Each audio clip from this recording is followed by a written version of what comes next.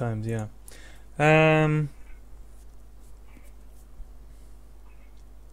Black is good. Sand is good. I like MOUZ Sports. EG got a good team though. That's a good team. Demon Fear, Bambo. You kidding me?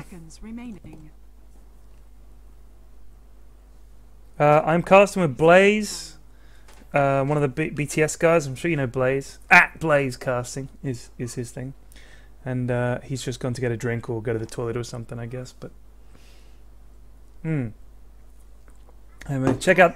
Look at this Nature's Prophet ban right off the bat. EG's turn to ban. That's the thing. God, my kids won't go to sleep. Go to sleep! That'll work.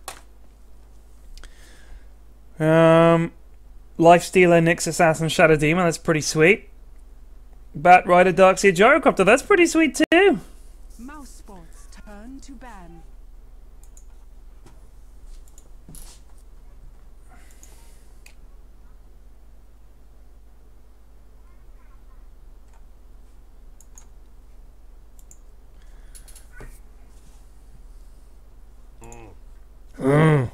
Juggernaut ban.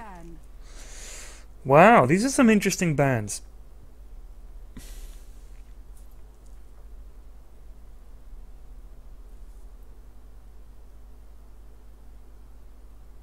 I don't think I've seen a Juggernaut ban. I'm trying to think of a time I've ever seen a Juggernaut ban. Now Bane. Hey Blaze. They banned Jug.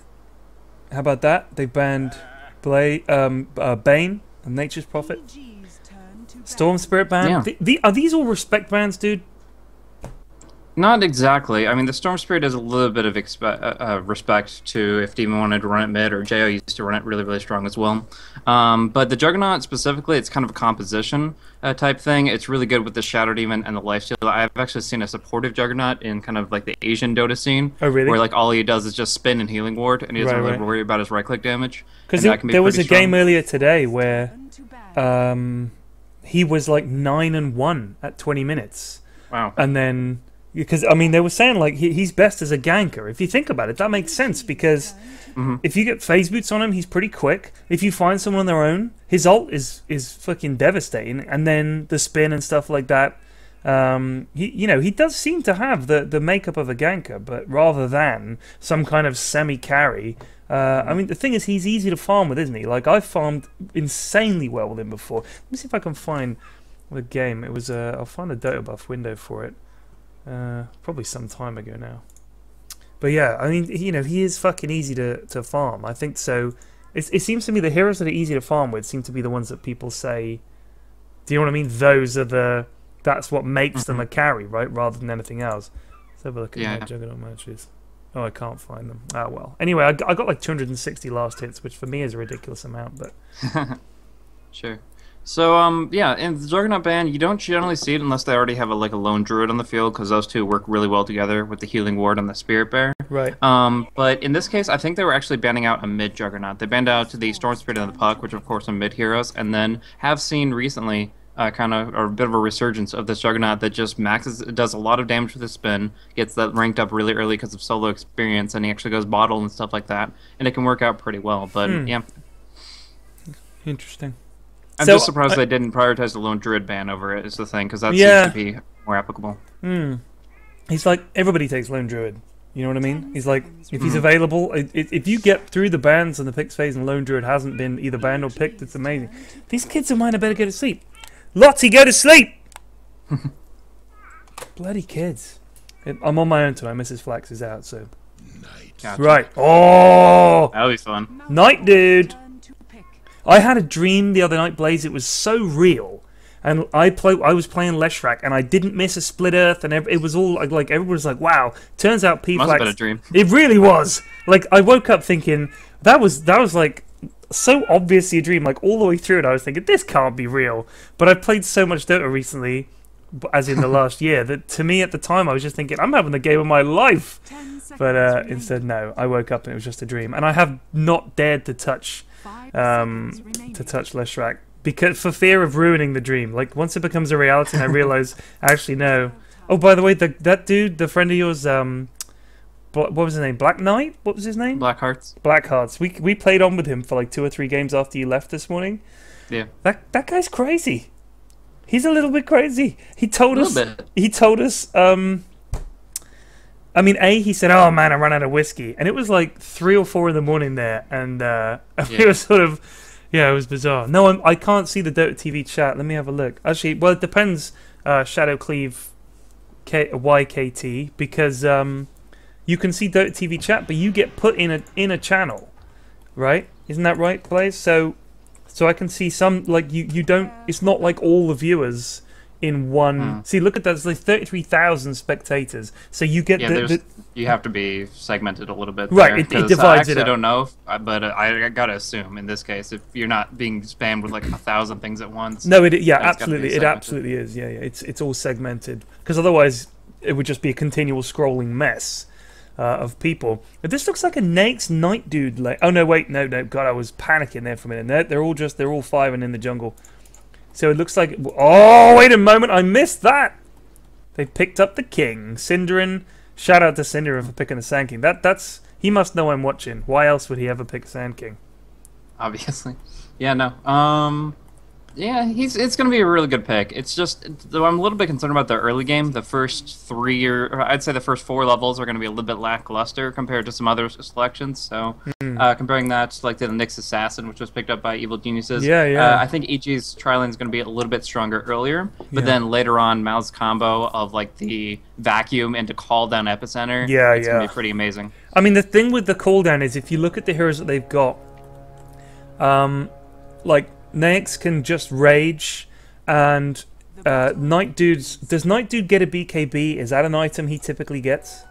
Not. I mean, I wouldn't say typically, but in this case, I think it would be appropriate. Yeah. Because that's my biggest problem with Sand King is, I mean, I love Sand King in that sort of the early mid game and mid game period when Epi and his Burrow Strike is maxed and stuff. He can still initiate, but I mean, he becomes useful for pushing, but they've got Leshrac. Leshrac is better at that. Do you know what I mean? Like once they get a couple of BKBs and once you've got a Nyx on your team, he basically his ult does absolutely nothing, and he has to be right in the middle of all that trouble in order to use it, and just ends up feeding. It's kind of like he tails off so quickly once a couple of dudes get a BKB.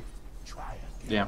So Cinder's going to have to do some work on the Sand King in order to make this pick actually valuable to the team. I think if you go support Sand King, I think that's the way to do it. I really do, because it's easy to farm in that mid game with Caustic Finale. You can get the items you need, but I think getting a Blink Dagger on him as a Sand King player, I've got to say at my level it's okay, but at this level, I don't think it's worth getting Blink on him because you're not going to get to use your ult in that way. I don't think. I just don't see it. I just don't think. I've watched a lot of games where Sand King's been picked, and late game his ult just ends up doing absolutely nothing. But they seem to be giving him some of the farm here, which is kind of a surprise. Well, I mean, he's definitely getting near the experience. They know that the pull is going to be blocked off, at least for a while, because as you can see, it's been warded, and so they can't really pull from it. You can't get the independent experience, so he has they're a pretty much sentry ward, leeching the experience directly. He has a sentry, but I'm not sure why they haven't gone and used that. Yeah, they put one in a good position that'll block off 2 different kinds of wards. One that would go on the pull spawn to negate that, and also the one that's further to the south on the lane itself, which just kind of gives vision behind the tower. And so the placement of that sentry makes sure that you don't have to worry about both of them at once. And now Pause is going to pop off this one more universal one up top, which should be able to scout up the observer if they can break through the right trees. But unfortunately, Splitter's the one on the east, and that might mean that they're still going to be without the pull for the full 6 minutes.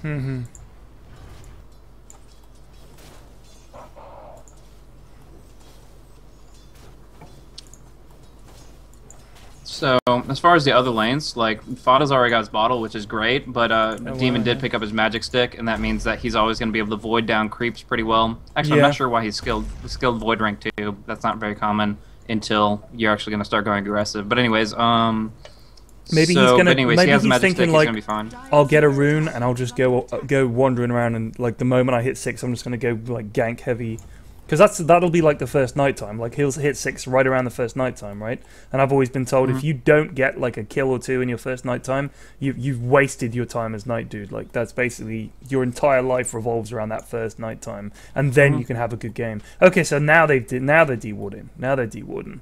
They've got it. Yeah. Interesting matchup between Fear and Cinder, and like they dropped on another Sentry Ward in order to bring it down, but they didn't get it. So now they've wasted not only the Observer but also that Sentry on top of that, which is a bit of a missed opportunity. But the big thing is they really don't want Sand King to get experience. He's only level 2. They want him to stay that way because if he starts hitting about level 5 or so, he's actually going to become a very real threat. Yeah, I mean, because Burrow Strike, I mean, it becomes a really genuinely powerful initiate. But I mean, you know, I mean, once you get Epi, like the first level of Epi, it's so powerful because the only person on this team who can really, I mean, the only problem you've got is Shadow Demon. Like the moment he sees you coming in, he can always go for the old disruption. But because I mean, I love playing Sand King, but I find that there are certain heroes that you just don't want to play against. Lion is one. Anyone with a kind of instantaneous stun that can just fuck you up, mess up your channeling. I hate that. Yeah, definitely difficult to deal with. We actually see that. It looks like the Night Stalker is going to avoid a bottle altogether. Just use the Magic Stick for his health and mana. Actually, there is a fight down the bottom. Yeah. Shadow Dude. Dead. Gyro first blood. Oh, Sand King run. I guess he couldn't use Sandstorm. Lacked mana for it. It's definitely possible. He's got a Magic Stick, which will help for bigger fights. They're going to kill Black here too. In a bad spot. Wow, he escaped. 39 health. And here comes Sand King. Cinder and TP back in. They're going to kill Bambo. That's 2-1 now. Yeah. Wow. That was nice. Yeah. I thought they could have finished off Black there, but he escaped. He was on 39 health, was about the lowest I could see. Yeah, fortunately he did have Boots of Speed already, so 365 movement speed, and since Open Wounds it's such a long cooldown, they just couldn't close the distance. They had one more right click to send out, and that was about it. Yeah. So it did put him in a good spot because he got first blood. And are you doing the compendium predictions and stuff like that? I am, but for the Western qualifiers, I missed out. I bought it too late, and the voting had closed. But I did votes for like the most likely stuff to happen. I think it seems like my stream is lagging. It seems the little bar seems to be flashing all over the place. Dropped frames. 13% of my frames are dropped, so I'm not quite sure why. Oh, 13% isn't the worst thing in the world. Well, yeah. I mean, the thing is, my internet is shitty. There's no way around it. I mean, I would have to close Skype in order to alleviate some of the whatchamacallit. One thing that might help, I can call you, and you can disconnect this one, and it'll put the bandwidth on me for Skype, so that'll help a little bit. Would it really? You want to do that? Yeah. Okay, yeah. I'll hang up, and then you call me. Is that what you're saying? Yep. Okay. We will be back in a moment. Okay, there we go. Maybe that'll help a little bit, but we'll see. So, interesting matchup so far. Anyways, what I was saying about the compendium thing is literally an hour before the little number counted down to the point that it was locked in place, whatever you voted, I had Gyrocopter as the most first bloods, and I was like so confident that. And then I looked at some previous statistics about how Shadow Demon constantly picks it up just because he's always usually involved in it. Yeah. And a lot of the times the illusion can accidentally steal and stuff like that. So I'm like, fine, just screw it. Last hour, I switched it from Gyrocopter to Shadow Demon. And now, apparently, Gyrocopter has like 6 or 7 first bloods in only the 10 games that have been played. He does seem to be, because he does seem to be the kind of hero that does get first bloods. Like, I mean, generally speaking, he's got that early damage potential, right? I mean, you know, he scales really well. He's got a lot of damage early on. Oh, mid-lane. Yeah, oh gosh. Yeah. Fata desperately trying to run away. He's using his bottle charges pretty well. His Fireflies run out, but he's going to be able to TP back. They just couldn't get to him. He is so... Batrider is such an awesome hero. How's Darkseid doing? He's got his mana boots at 6.5 minutes. Stout Shield. I wonder if he's going to go for a probably mech. A mech straight away, or try and stop for a Vanguard or something. Maybe, I don't know. Yeah, I think the Stout Shield is pretty casual, just so the bear doesn't do too much damage. It is useful to have. It is very useful to have. But this is what actually before this was, is if I was a walking Darkseid, past the creep wave, he was actually behind the tower, and so that's going to allow him to kind of do that and smoked screw up over the Batrider here, by the way. Check this out. I was going to say, like, if I'm a Darkseid and I'm up against a solo lane and it's a melee, I'm happy. Like, I am genuinely happy. That's exactly what I want in a lane. The bear here, this Batrider's still smoked. I think he was trying to catch the druid, but the druid is chilling behind the tower. Maybe he's gonna he's just gonna go back to mid here. That's kind of a waste of time for Fata there, but never mind. But at the same time, as long as Night Stalker's not doing all the damage that possible, like if Night Stalker's getting a ton of kills and Bat Rider's getting none, you have a lot of problems. But if neither are getting that much, like you were talking about, the first night is very, very important. And right now, Night Stalker's just not gotten too much out of it. So by the way, he's going to gank up top. And I don't know if you might saw be this. able to bring down Qualifier. Just here, Bambo is. If you look down at the pole camp on the Radiant side in the bot lane, he comes and stands here around 5 seconds before the minute mark just to block it. So they don't even have to use a ward. He just stands there. I thought that's pretty sweet. Yeah. Like really it's just cool a little spot, just right there. You just get vision of those two candles that are sort of next to the camp, and that blocks it apparently. Nice.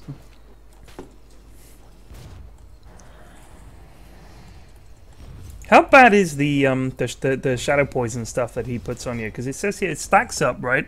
So each stack does 35. So now he's leveled it up. So each stack does 50. So if he stacks, it says max stacks to multiply. I still don't really understand how shadow poison works. Yeah, it's really confusing. But essentially, at 4 stacks, it does 65 times 8, I think.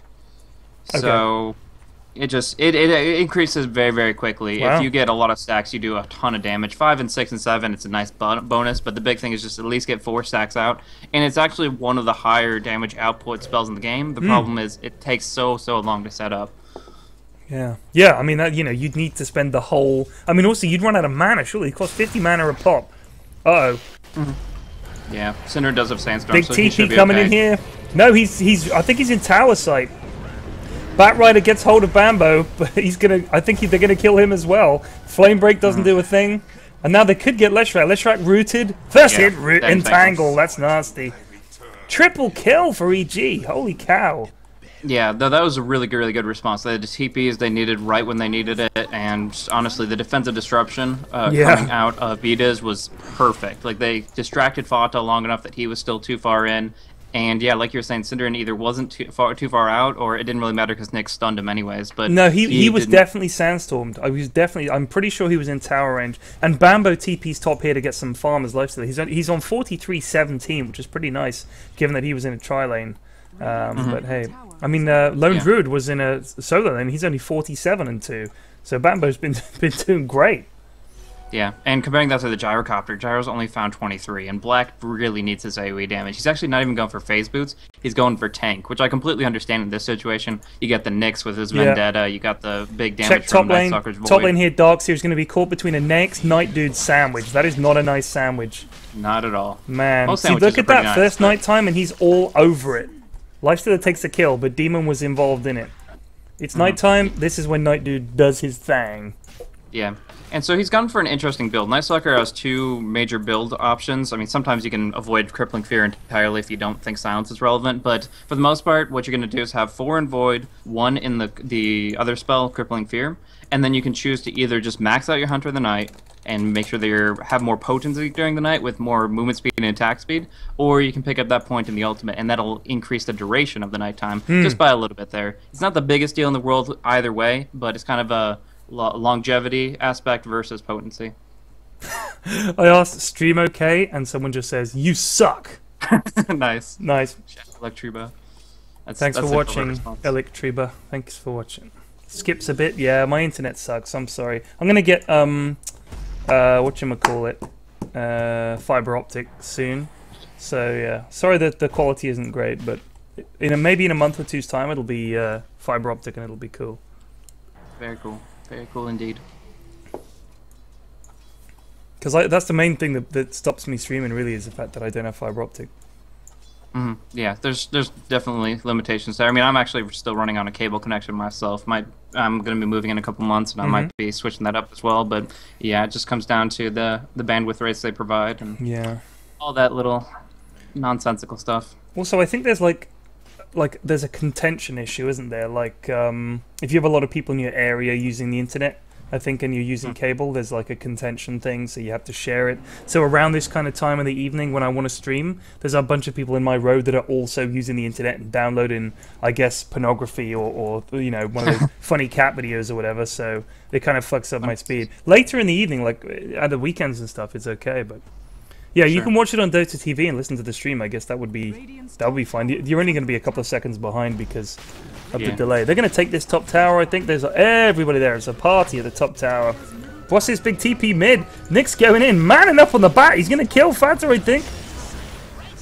Yep, down he goes. Wow, God, their reaction speed is just awesome. They were all top, and they like all TP back in here. Sin's going to go down, I think. Yeah, first hit and tangle again. Fuck that bear. I don't even know what Black was doing. Did Black TP right in there? What was that? Black, come on. I mean, holy shit, they're going to get more here. They're going to get Lesh as well. And they could... No, Darkseid's going to get away, but they're going to get this tier 1 mid. A second ago, they were on the tier 1 top. And then they all TP bot and people just winning one by one. That was bad from MOUZ. Yeah, like they only needed to lose one, probably two people there, but definitely not as many as they did. That was just ridiculous. Yeah, that was either a big miscommunication or just a big misplay. But yeah, that was not great. So in this position, it's going to get hard for them because EG has drafted up a bunch of snowball-oriented heroes. The Nyx Assassin, the Night Stalker, they love to get kills early. That benefits them so much, and just kind of stomping from there. Yeah. And, of course, you know, you have scalable heroes like the Lone Druid and Lifestealer who also benefit from that free farming presence. So they're getting armlets up, they're getting tanky, they're getting very, very aggressive. And from there, MOUZ is kind of going to have to go in their hidey hole. Same thing, will have his epicenter to turtle a bit more, but in general, they're going to have to engage very carefully. I mean, you've got Epi, you've got Wall, you've got Cooldown, and they've got Bat for pickoffs, but they desperately need to get 2 or 3 big picks and maybe a tower or 2 quickly. Let's look at the graphs. I mean, XP graph doesn't mean a huge amount, but still, they're up by 4,000. Gold, they're up by 3,000. Sexy Bambo already has his omelet and his phase boots and a grand in the bank, so he's loving life. Night Dude is rocking his urn and his treads. I don't know if there's something on the courier for him. Look at that sick courier. It's a butterfly. It's gigantic. Nice. They need to reduce the model size. No way, dude. That's awesome. What do you mean reduce the model size? You crazy. Do you know what it's called? Moth. I can't remember, actually. Mothra the Moth. That is sick. I've got to get that thing. Damn it, I want all the couriers. You'll be a courier Pokemon master, I suppose. Oh, this is dangerous. Even during the daytime, right here, Demon has snakes infested inside him. He's smoked up. This is a double kill really here. Bad. This is 2 kills in a tower. Oh, the flame break might just save them. In come the TPs. Black coming in. Here comes Synderen. What can he do? Oh, the disrupted. If you lasso someone you disrupted, they're just stuck on the lasso. That's pretty sweet. Oh dear. Oh, it is. This is not looking good for MOUZ. Yeah, I'm not sure why Synderen hasn't epicenter yet. Like, he got a decent double burrow. He could have gone for the epi. He would have got interrupted, I figure. You know, I mean, it is tough. He could have built it up, but his burrow is still only level 3. That is not range enough for you to build it up and burrow in. Do you know what I mean? I think if they can get away with just losing Bat here, then they've done okay, because that looked really bad there for a second. But yeah, I guess it could have made a difference. Maybe they just said, "Look, save it, wait until we're all here, and we'll try and take a team fight." I think what they might want to do is, Bat needs, like, for someone like Naix, if they can get a pick on him or Night Dude, they could take a fight, like a proper fight, and push a tower. But you want to lasso into the epi, you know what I mean? So then you get the lasso, you build up the epi, and then you hold him next to the epi while everyone piles on him. Otherwise, like, Naix is going to rage, and it's, you know, it is tough. It's tough to land it without the blink dagger, but it's like so much money, and then in the late game, you're basically. I mean, look how much money he's got. He's got 27 gold. He's only got boots 1 and a magic stick. Oh, wait, yeah. I mean, he's basically support sanking. That's it. So he's like the ward bitch and everything. Yeah, so that's probably not going to change for a very long time. Like, I'm thinking like a 30, 35-minute blink dagger from him. It's just really, really unfortunate. I mean, if he was looking to get one, he would have taken Caustic. I really think that. You know what I mean? Because in this kind of game, you've got so little farm to go around. The only way he could do it would be to push lanes and stuff with Caustic Finale. See, now here's the lasso. Now he could charge it up. They won't even get him. Here you go. Here you go. They're going to get him. Oh, with the epi, they will. Never mind. Okay. There you Good go. Timing. That's what you want to do. Get the pick with the back into the epi, and now you can push a tower because they can't fight without Nex. And they're going to take T1 mid. They did a good chain stun there. Like, if he had survived or just gotten out of the stun for even a second, he would have had armlet up and just been able to infest on out. But luckily, he was perfectly... They were actually able to chain it up exactly as they needed to bring him down. But that's the thing, is it takes that kind of perfect setup to take down Nex. I mean, they haven't got an equivalent hero that's that hard to kill, I don't think. I mean, I guess, you know, Gyro, once he gets his BKB... And he gets like Manta and stuff like that, doesn't he? Then you know, he is a pain in the arse and he does insane damage. Darkseer always seems to be hard to kill, but and I guess Sand King, if you haven't got vision of him, Batrider's quite tough to catch, but it's not the same. You know what I mean? It's not the same as like the Druid Bear. It's not the same as Night Dude. It's not the same as Nex in particular. Anyway. Yeah. Right now, it's all on black to get a heck of a lot of farm. He's only sitting at 65 CS. Some of those are jungle creeps, so his GPM is just very far behind. It looks like he's going to go straight BKB, and that'll definitely help him kind of survive through the engagements just to get his full flat cannon off at least. But unfortunately, they're not going to be able to like stack up Ancients for him and provide farm that way. It's actually been warded off by Evil Geniuses, so another really good move by them. Oh, someone just... Sun Tzu just tweeted me and said he's going to watch. I shall watch you, Master Pyrian. By the way, if there are any UK viewers watching, don't forget, if you live in London, the pub stomp on Sunday, the final of the Western qualifiers. We will be supplying. No, sorry, wait, no. I think it's no. Yeah, it is the final. The qualifier finals. The best of 5 is going to be. We're going to be doing it at the pub stomp in Kentish Town, in the Assembly House in Kentish Town. So yeah, there's a Reddit thread about it if you search for that. Definitely, that should be really, really cool. I really always wanted to go to pub stomp, but there's like nothing in my area. Yeah, I mean honestly, they're the last one I go to. So yeah, it is tough. I mean, I know that there's a guy called Lazarian who is setting up some regular ones.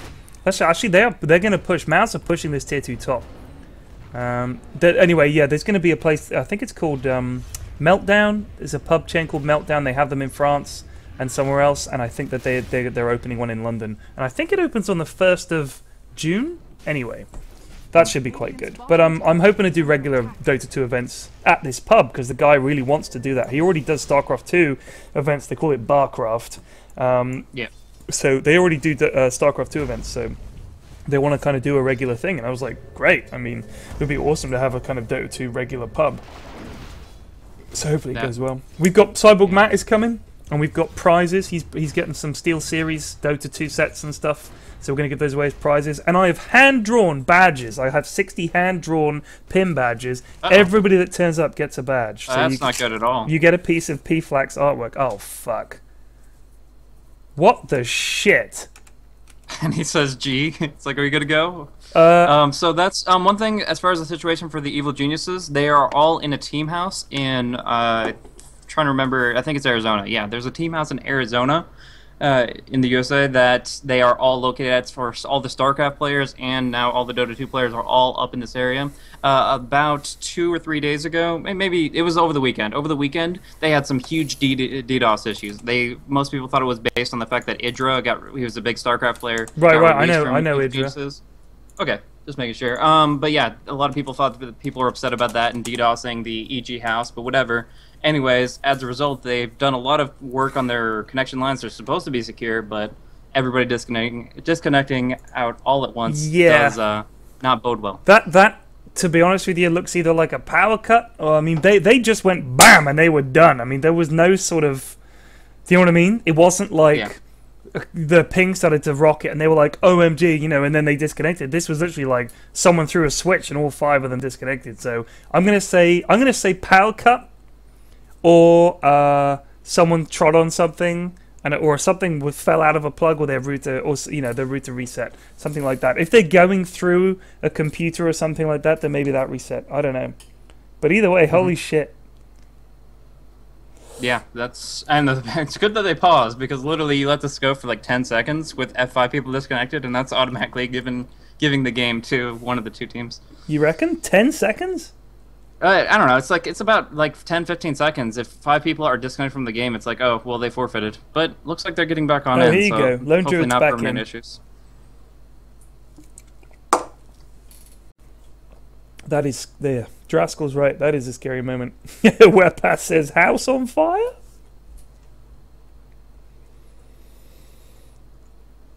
Crybut says Pyrian, sign up for the Steam trading cards beta if you haven't seen Matt's tweet.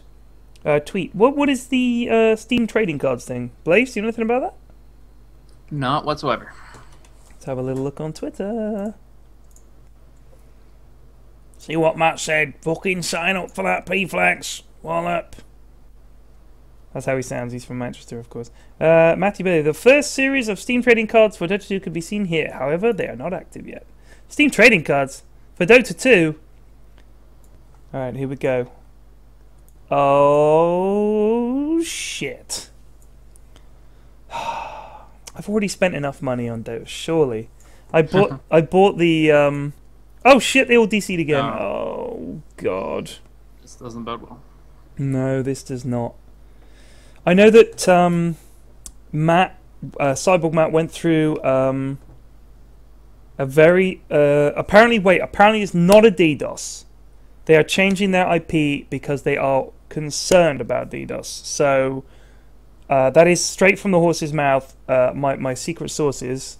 revealed to me that basically that is what's happening. This is not a DDoS. They have stopped the game. They have disconnected. They are rebooting their router with a new IP address because they're worried about a DDoS. So I think that is like putting on a condom, having sex halfway through, stopping, changing the condom, and then going back to business. And that's fine, I guess. You know, if you're into that kind of thing, the pause kind of adds to the titillation, I guess, and perhaps it'll work in their favor. But I guess we'll see. Who do you think is going to win this one? Do you think MOUZ can still come back? They definitely have the possibility to do so. I mean, Gyro was pretty close to his BKB, and right now EG isn't going like hardcore into anything. They don't have one like great carry. They have a kind of mixture of like, I'm not gonna call Nyx and Lone Druid a semi carry. They're definitely carry players, but the way they're building them right now, Nyx is going a basher. He's going more disable than damage, and in that sense, yeah, he's gonna have great mid game presence. Yeah. But if they happen to lose even one team fight, it could be teetering on the edge. But right now, obviously, EG has a substantial advantage, and if I was a betting man, I would definitely be looking to see EG take this one. Yeah, it's tough to look again. It's tough to look at another at any other way it could go. I think. I mean, because you know they've got that, like you said earlier, that snowball lineup, and that like the thing with Shadow Demon. Like, if you're going to get a support and you're going to have Shadow Demon or you're going to have Sand King, I think if you get Shadow Demon, Disruption is useful throughout the game. Do you know what I mean? Like, it's a great spell, whereas Sand King's big thing is Burrow Strike. Okay, that's decent as a setup stun, but his ult does nothing. Sandstorm, well, they could have detection by then. They might have a gem by then. And Course of Finale is just a nothing spell other than if you're pushing lane. So he becomes kind of useless, whereas Shadow Demon Disruption is always useful. That's how I see it anyway. Yeah, I don't know. I definitely see the BKBs will come out. Nice Suckers, I mean, he could technically build an Aghanims, but I expect Demon to build the Black King Bards too good against Sand King Lashrak. And yeah, on that, it comes down to Darkseer's Wall Replica damage and Gyrocopter's Flat Cannon damage, because of course physical will be the only thing that matters. And if they just get us something as simple as a Assault Karas on the Lone Druid, they're just going to be impenetrable. Yeah, it's tough. Someone here says Vilat says my stream is too popular, and hello from Russia. My stream is definitely not too popular compared to Vilat's stream. When I went to the Poland event, they made Vilat cast in the corridor outside because they got him like a room on day 2. They right? did, yeah. Because on day 1 they were like, oh, I'm not sure if they even, from what I heard, I'm not even sure if they knew he was gonna turn up. Like, he seems to come with Na'Vi. It's like a package deal. You get Na'Vi, you get Vilat. And, like, it was kind of amazing because, like, when I arrived, there was, like, all these Russian guys there in the lobby all drinking. And I was like, holy crap, like, that's Na'vi and Velat, like right there. So yeah, that was kind of weird. But so on day one, I go out into the corridor and there's Velat screaming and like his style of casting. Like you can see when he solo casts, you genuinely can't imagine him casting with someone else because he stands up in a kind of power lifter stance, like he's lifting some massive barbells over his head, and he screams in Russian, and it's incredible. So yeah, it was something to see. Compared to the more stately style of Western casting, his style of casting was literally like, I have to stand up to cast. It was awesome. I wish I spoke Russian. I understand he's pretty disrespectful to the players. Like if they fuck up, he really screams at them. Yeah, funny. But I mean, culturally, that's just a completely different perspective where it's okay to do that, apparently, or at least he set the standard where it's acceptable there. But of course, there's the whole politically correct type stuff that's more in the Western mindset, I guess. Yeah, I mean, I also think it's like I just think that that is kind of an Eastern European thing. They're very plain speaking. If you have, I mean, where I live in London, we have a lot of Russians over here. We have a lot of Polish people over here, Romanians, people from former communist countries along that eastern border, and they're very plain speaking. They're very sort of like, I don't like your hat, or that's a bad haircut, you know, that kind of stuff. And they just like they'll just say what they feel, and it's like if you know that they're not trying to be mean, that's just how they are. Then it's funny and you can deal with it. It's actually quite refreshing.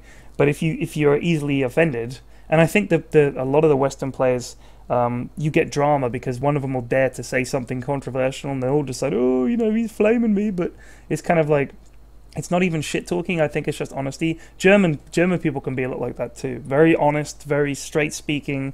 And yeah, it is like America and England. We're not like that at all, especially America and England. We're very kind of, you know, we don't really say what we're thinking, and we're kind of polite to people, even if we shit talk them behind their back. So it is kind of a culture change. But it's interesting. Yeah. I mean, Black, when I was talking to Black in Poland, he was really for, like, you know, his opinions were extremely open. He was very clear about what he felt about how the game was going and who was playing well and stuff.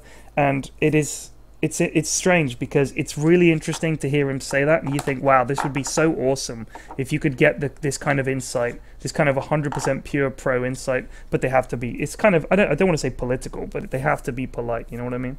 Yeah, public representation kind of thing. Yeah. By the way, we are the only stream on the internet that streams in 524p. I just want to point that out. It's exclusive. It is exclusive. People are in on those ratios. Yeah. If you love 524p, we're all about it. I can't remember why I'm at 524. I think it's because, wait, that adds up to 1048, or was it 1050? Anyway, I told it to halve my resolution. I think my monitor resolution is kind of funky for whatever reason. I built my computer myself, and it's kind of fucked up. I'll be honest with you. Next time I need a new motherboard and some more RAM and stuff. Here we go. They're unpausing, folks, and they all have to turn around. Bambo has his javelin and he has his belt of strength. Now, don't tell me, Blaze, he's building a Daedalus? Is that right? What? Daedalus? Daedalus? Is that right? What is a Crystalis build for? I mentioned in the pause, he's working on a Basher. Oh, Basher, yeah, of course. That's the thing he builds. Let's see what a Basher. Yeah. I just typed bad. I don't know. I've never bought a Basher, I don't think. So yeah, there you go. That's how you get a Basher. It's not the worst thing in the world. If you have to go your entire Dota career without buying an item, I think you can get by with that one. But yeah, no, neither of those components will actually move in towards Daedalus. But you know, sorry, I'm a little distracted. Mrs Flax just came home and she waved to me, and then she went upstairs and she just came down in a bikini to say how does it look, and now I have to continue casting Dota 2. It looks great. You think so? Yeah, it looks fantastic. Yeah, get out of here. Damn it. Right, there's a Roche attempt. Yes, it looks great. Okay, I need to get a drink. Hold on. Sure. So, I'm not sure where I left the camera, hopefully on Roche, but it looks like they're going to be able to scare this pretty well. The smoke is in good presence, but they're not going to really get any opportunity to jump on in without a blink dagger on tanking. Now, with darkness popped up, they're actually going to go on Qualifier here, and they're going to be able to bring him down quickly. He is stunned out. Mechanism, no, he's not even going to pop the mech, just drops. But they pick up one kill, they pick up the Aegis. Importantly, they actually give the Aegis to the Night Stalker because they want him to be kind of the first guy in and out of a fight. I am back. Sure. Thank you for casting, Blaze. You the man. Whew, needed a drink. They've got They've got an invisible Night Dude with a zombie inside him. Pizza Man is inside the Night Dude. I wonder if they can make something happen. There's nothing more terrifying than... Like, I always think that the giveaway is when Night Dude pounces on 2 of you and you think, why isn't he running away? And then suddenly a pizza shoots out of him. It's pretty scary. Yeah, that certainly is. Actually, Cinder should be picked off here. A quick void and crippling, he's dead. Oh, poor Sind. Oh, man. He's like 2 feet away from his base, but nowhere safe right now. Like, just dead. And now look at this. They're going to take this, get the bear on it. Bottom tower is under attack.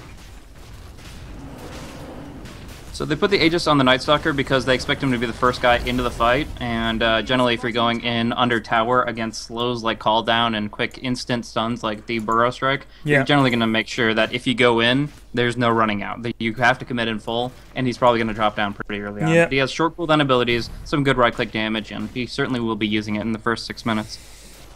Blink on Nyx, Arc Boots and Blink.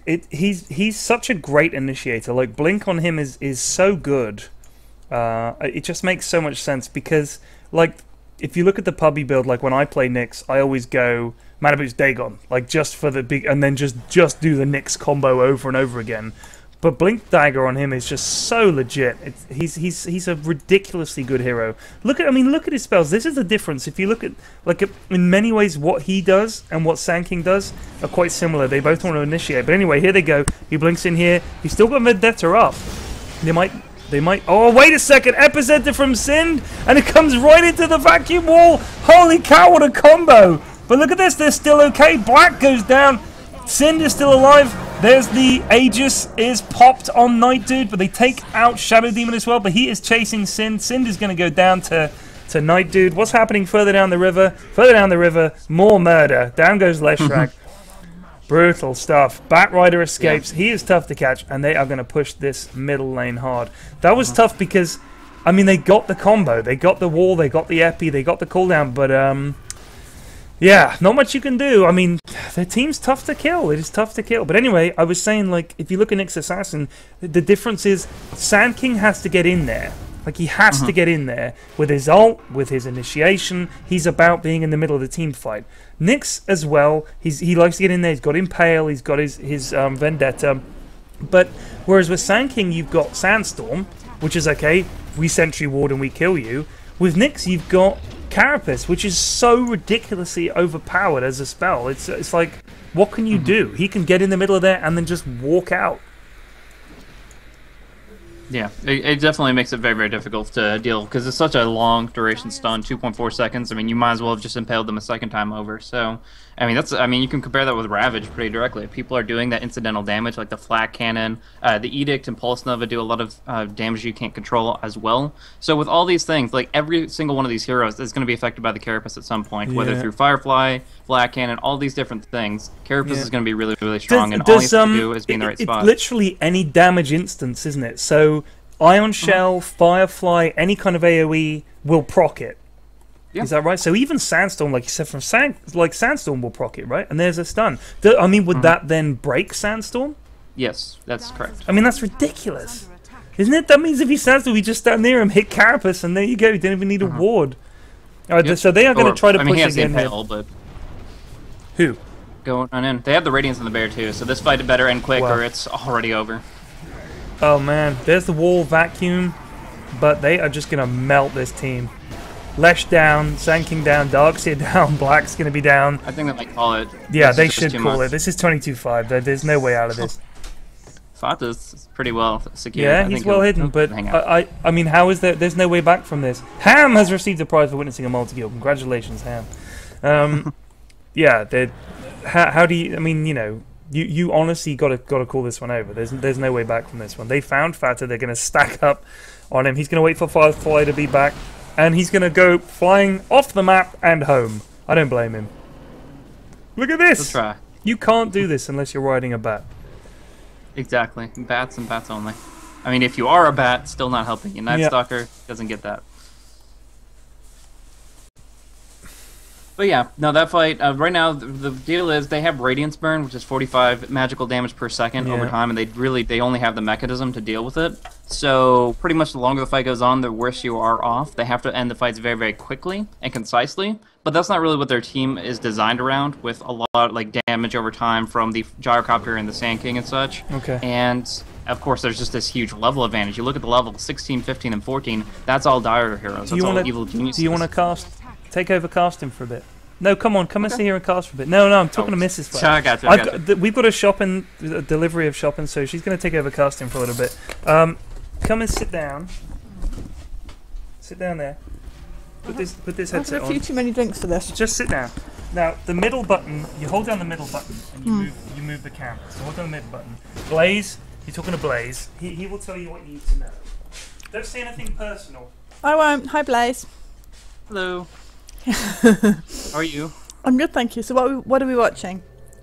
So this is probably the last fight of the game. Like they're down 28 minutes in. They're really, really behind. So it's going to be just like one more big push in. They're kind of waiting to break the base. Okay. And they're kind of rotating around. Right now they're all invisible, smoked on up, and they're going to try to find an opening where they can pick one person off. Okay. If they can accomplish that, they pretty much kill everybody.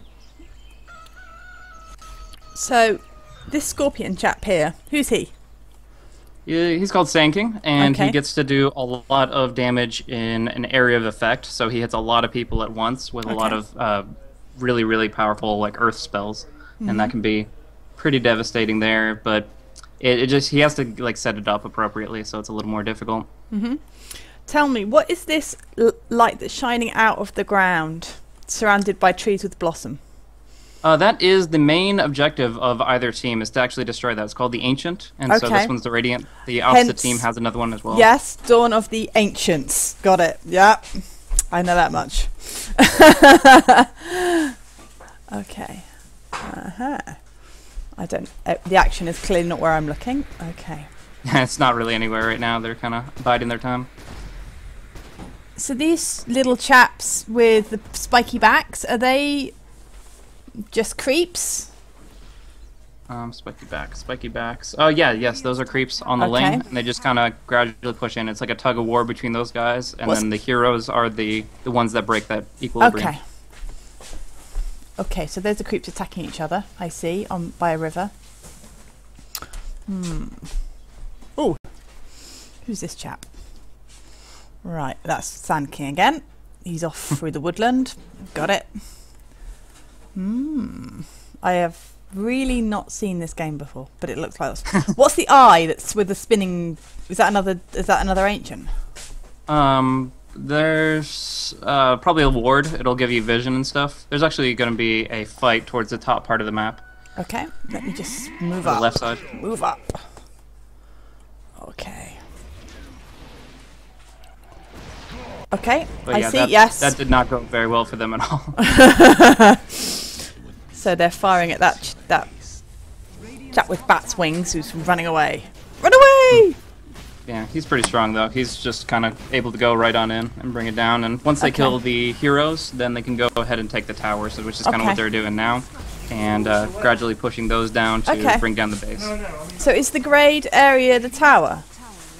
Yeah, that gray circle thing that Yes. they're all just kind of hammering on there. Yeah. Okay, yeah, I see.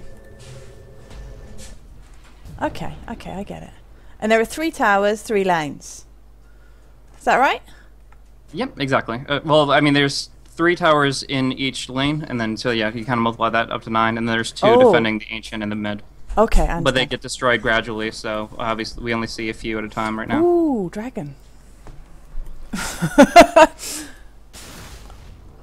Now, tell me, of the heroes, not each side can't have the same hero. That only gets played once. Is that right? Yeah, they don't get duplicates, so Okay. if you pick one of the heroes, the other team doesn't get that hero. Okay, I But there's see. 100 heroes in the game, so there's still a lot to choose That's from. a lot. Wow. Okay. There's a lot of videos that Pyrian should be making right now. Who are these chaps? They're all going across the river. They're obviously going to attack something. Oh, this is exciting. Where are you guys going, you funny little guys? So over on the spot where the bat guy that you were Yeah. talking about before, he was walked over by this little boss dude. It's called Roshan, and that's Okay. going to be the next big thing. They gather around that big Roshan pit and Okay. try to kill it, and he gives them a second life, and that allows them to generally win it because you're kind of 6v5 instead of 5v5. Okay.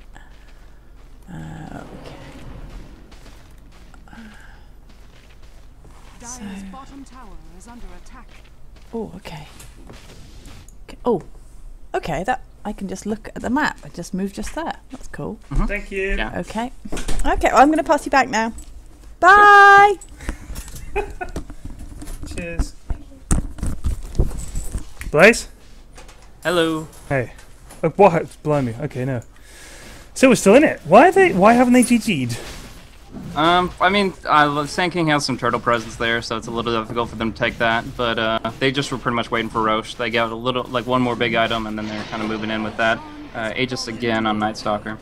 But yeah, I totally agree with the guys in the chat. There should be Period and Blaze explain Dota 2 to Mrs Flax for the series. That would be funny. That would take forever. That would literally take forever. Lot of YouTube videos. You're all set. That's true. Pyrion, you have just been replaced by your wife. Have a nice life. Dude, she runs the show anyways. No wonder she's going to take over my cast. Top tower is under Sure. attack. I think the hardest part was I had no idea what she was looking at, and so Yes. the vague descriptions, I was like trying to pinpoint it. But Yeah, it no, just- that's tough. Yeah, she doesn't know that you're not looking at the same thing as her. That's yeah. yeah, that's tough. But hey, that takes years of experience, Blaze. That a seasoned caster such as yourself and dare I say it myself can Compared to- compared to Mrs. Flags. By the way, Nyx now has Blink and Force Staff. That's a lot of pushing and shoving. Does he need all that? The Force is a little bit. It's not excessive, but it's a different way of initiation. Essentially, he wants to get in and out as he pleases. Of course, it's kind of obvious that in a higher profile game, you're not going to be able to rely on your Vendetta to initiate. You can't just like walk up to them and right-click them. Yeah. They're going to have sentries. They're going to have gems. So the Blink Dagger gets you in. You get a good impale off, and then you can kind of do some force action, either to pull heroes like Gyrocopter into a bad position, Right. or make sure that anybody that's low HP is able to get out. It's kind of like how Shadow Demon can disrupt somebody, their allies to keep them alive. Yeah. The Force Staff is good utility to keep somebody that's low HP up. Yeah, I guess as well. Who else is going to get one? I mean, it's always a good thing to have on the team, right? I mean, I guess is it a thing Shadow Demon would ever get? He's got he's got $2 grand in the bank. I guess it is a useful item, isn't it, for messing people up or saving friends, like you say. So yeah, that makes sense. Yeah, Shadow Demon would love to get it. The biggest issue for him is how tanky he is. Like, he can be brought down pretty quickly. Anything that can stop him from disrupting himself, and he's dead in 2 seconds. Whereas the Nyx Assassin, of course, he does have that carapace you were talking about before. Great defensive potential there. So. Although in terms of hit points, Shadow Demon actually has slightly more hit points. That's because he's built up the bracer and stuff like that. So that's kind of his fast build. right. Yeah. Otherwise, he's going to only be sitting on like 800. Yeah. Nyx, meanwhile, has his Abyssal and a Hyperstone, so he is now in full-on terrifying mode. Is under attack. Yeah, and along with that, Night Stalker got one of the best base-breaking items of the game, the Aghanim Scepter on Night Stalker, as well as the Geometry Sight for... Now he has Clear Vision and True Vision. He has Aegis, so... Grants unobstructed vision in the night. The improved vision does not depend on using darkness, so he can see like it's daytime all the time. Yeah. Oh, Wow. not just that, but look at the mini-map. He actually sees over trees, over cliffs. Oh, wow. So he basically gets flying vision. Yeah, map hacks. It's totally, it's that amazing. is Like, you can sick. walk just outside the base, see everybody that's inside it hiding under the tower, and know how to initiate on them. Oh, wow. I had no idea that's what the Ags did on him. That is gross. Very, very powerful indeed. So that's in this position, like they can. It's really good for scouting out Roche. You can just stand next to the base and force somebody into a bad spot and stun them like crazy. Of course. And that's kind of what he's doing right now. If you look at Dire Vision, I don't know if you have that hotkeyed at all, but I think it's F2 by default. Maybe. Yes, yeah, I use that quite often. The Dire is F3. Bottom tower. F1 is standard, F2 is Radiant, F3 is Dire only. So yeah, Oh, you can fuck, see I right get a up in pick, there. but here comes Nice! Nice lasso on the bear, man. He's going to get away. BKB is up. Are they going to be able to kill the bear? I don't think so. He's got an entangle on Cinderin. Cinderin, I think they popped the mech. Stuns his way out of there. The bear goes down. Cinderin is probably going to die here. He's got a Night Dude after him. Cooldown comes in, hits a couple. Lots of fire. Oh my goodness, Darkseer dies to the bear. Who's left? Diet hasn't lost anybody. They're going to take down the tower. They're going to take down this Rex. And this is almost certainly going to be GG. GG any minute, as they say. Look at this. Night Dude down to 55 health, but he's got the Aegis. He doesn't give a damn. They're going to take this lane of Rex. This has to be it. He almost died to the Radiance on the... Oh, no, never mind. The Radiance was on the bear, not the Druid himself. So yeah. The illusion won't steal that aspect, but you can actually... an illusion of a hero that has a Radiance would actually propagate the Look at aura this! across. They smoked and they're coming right back in and they take down Gyro.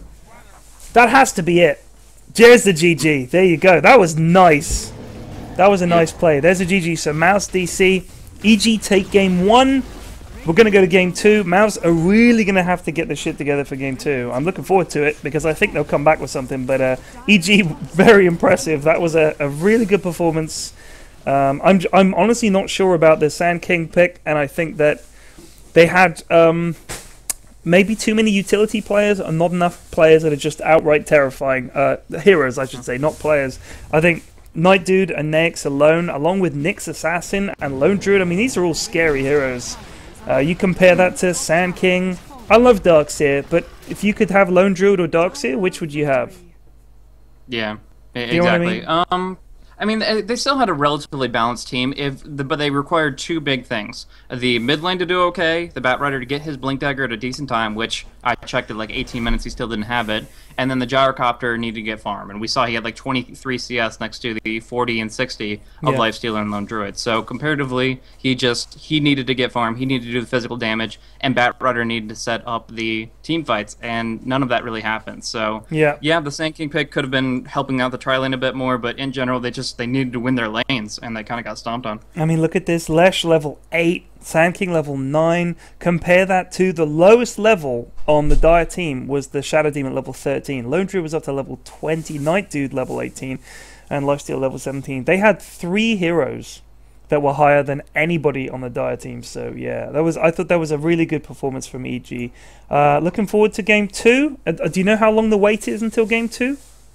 Looking at the stream, usually the good studio guys usually take about 6 to 8 minutes between games, so we'll see. 6 to 8. Okay, do you want to cast the next one with me?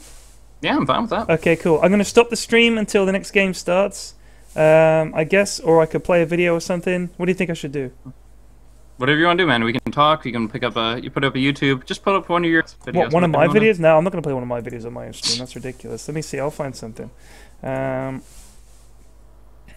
Let me check my email real quick. I know that's not exciting for the rest of you, but it means a lot to me. Loading up that email. Nothing.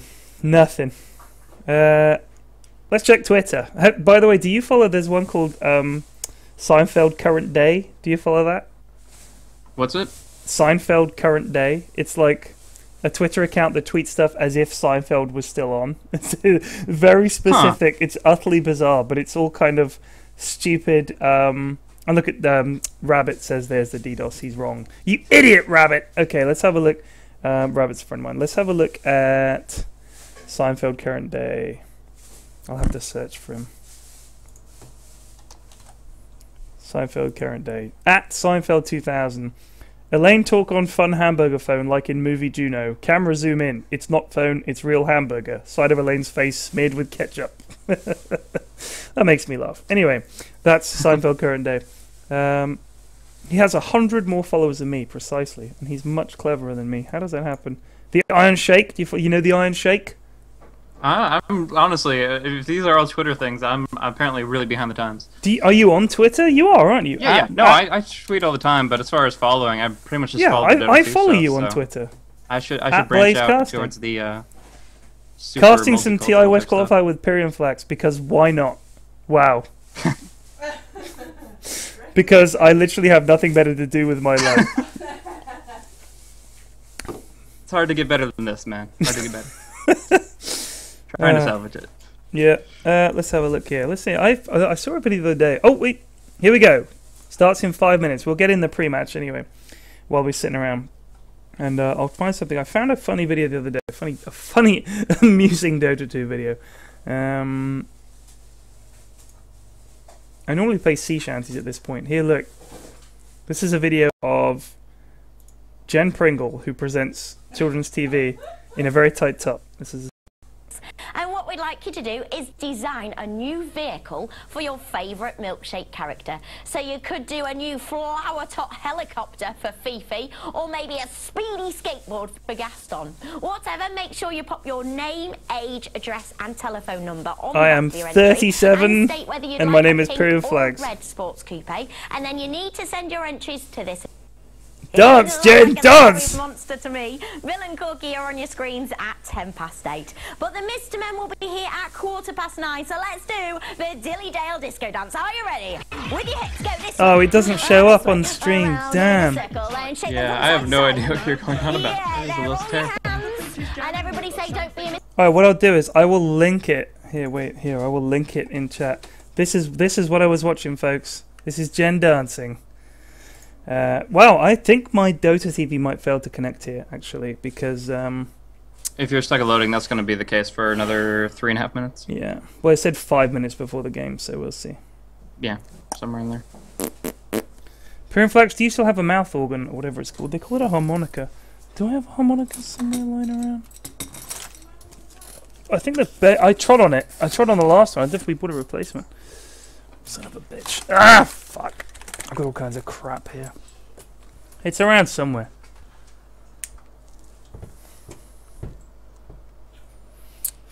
Alwyn Robot, that is what my kids watch that shit every single morning. That is Jen from Milkshake. Ah, we're in! Captain's mode, 2 minutes to go. Mouse Sports against EG. I hope it goes to game 3. I think they're two great teams. I really do. I honestly think MOUZ were outpicked in that game. I don't think it'll happen again. This was funny because in the Poland event, I know I keep going back to it, but that was the one time I really got to talk to the players between the matches and stuff. Normally, of course, you don't get to talk to the players. You know, everyone just says, "Oh, they're rubbish. They should disband." But this is the thing: you don't realize, and this goes for every single team out there, that there may be a captain, but everybody thinks that their opinion is as valid as the captain's opinion. So, and I'm not talking about any specific team. On Na'Vi, it doesn't happen. They have a captain, they understand their picks, and they get it done. And that's one of their strengths, is that they know you're on the team, but we have a captain, and that's the way it goes. This is how we're playing. And they're kind of one mind. A lot of the other teams that go in there will say, okay, we should pick so-and-so. No, I'm not so sure. And everybody suddenly has an opinion. And the problem is that you need a leader and you need a strategy. And if someone has come up with a strategy and an opinion, that's the way you should go. Like, you've got to be 100% as a team at that point. And I think a lot of teams, even as good as these guys are, if you stop listening to your captain and saying, and second guessing and then disputing it while the game's going on, you are going to fail as a team. And I think that that a lot of the times when you see this happening, like a team will do brilliantly and they'll play people at the park and everybody's, oh my god, they were amazing. That's because everybody's pulling in the same direction. The moment things start to go wrong, as a team you either have to say, right, let's just listen to the captain and he'll carry us, or you start to infight and stuff. And it can happen to any team, any single team. So let's see what happens. Hopefully MOUZ will come out and they'll have great picks and a great lineup, and they'll come and turn this around. But you never know. Also, it seems to be frozen on 0-0 and everybody loading, so I'm not sure if it's failed for me. No, it's going to be like that for another minute or so. It's just weird for the 6-minute delay. Ah, that's the delay. Is it 6 minutes, really? Holy crap. No stream cheats. I mean, that's Ward Vision. It's excessive for basic tournaments, but for something with super high stakes, I can understand it. Oh god, yeah. Jesus Christ. Just to restart the stream, I'm Mrs Flax. I'm casting with Blaze. You can follow him on Twitter at BlazeCasting. What's your YouTube channel? You got one? Same thing. Same thing. Yep. At BlazeCasting. Go check him out. You cast with BTS a lot nowadays. In fact, I've cast with you on BTS, haven't I? Yeah, one game. Yeah. Or I'm sure one match or one game. Yeah. Anyway, like I really like your casting, and it's funny because actually I remember casting with you a very long time ago, before you were BTS. If you go on Dota Cinema's cast on their VOD finder. Let me see if I can find it. It would have been like August or something of last year. So let's have a look at their VOD section on Dota Cinema. And if you can highlight by caster. If you go to casters, I'm on like page 2 or 3.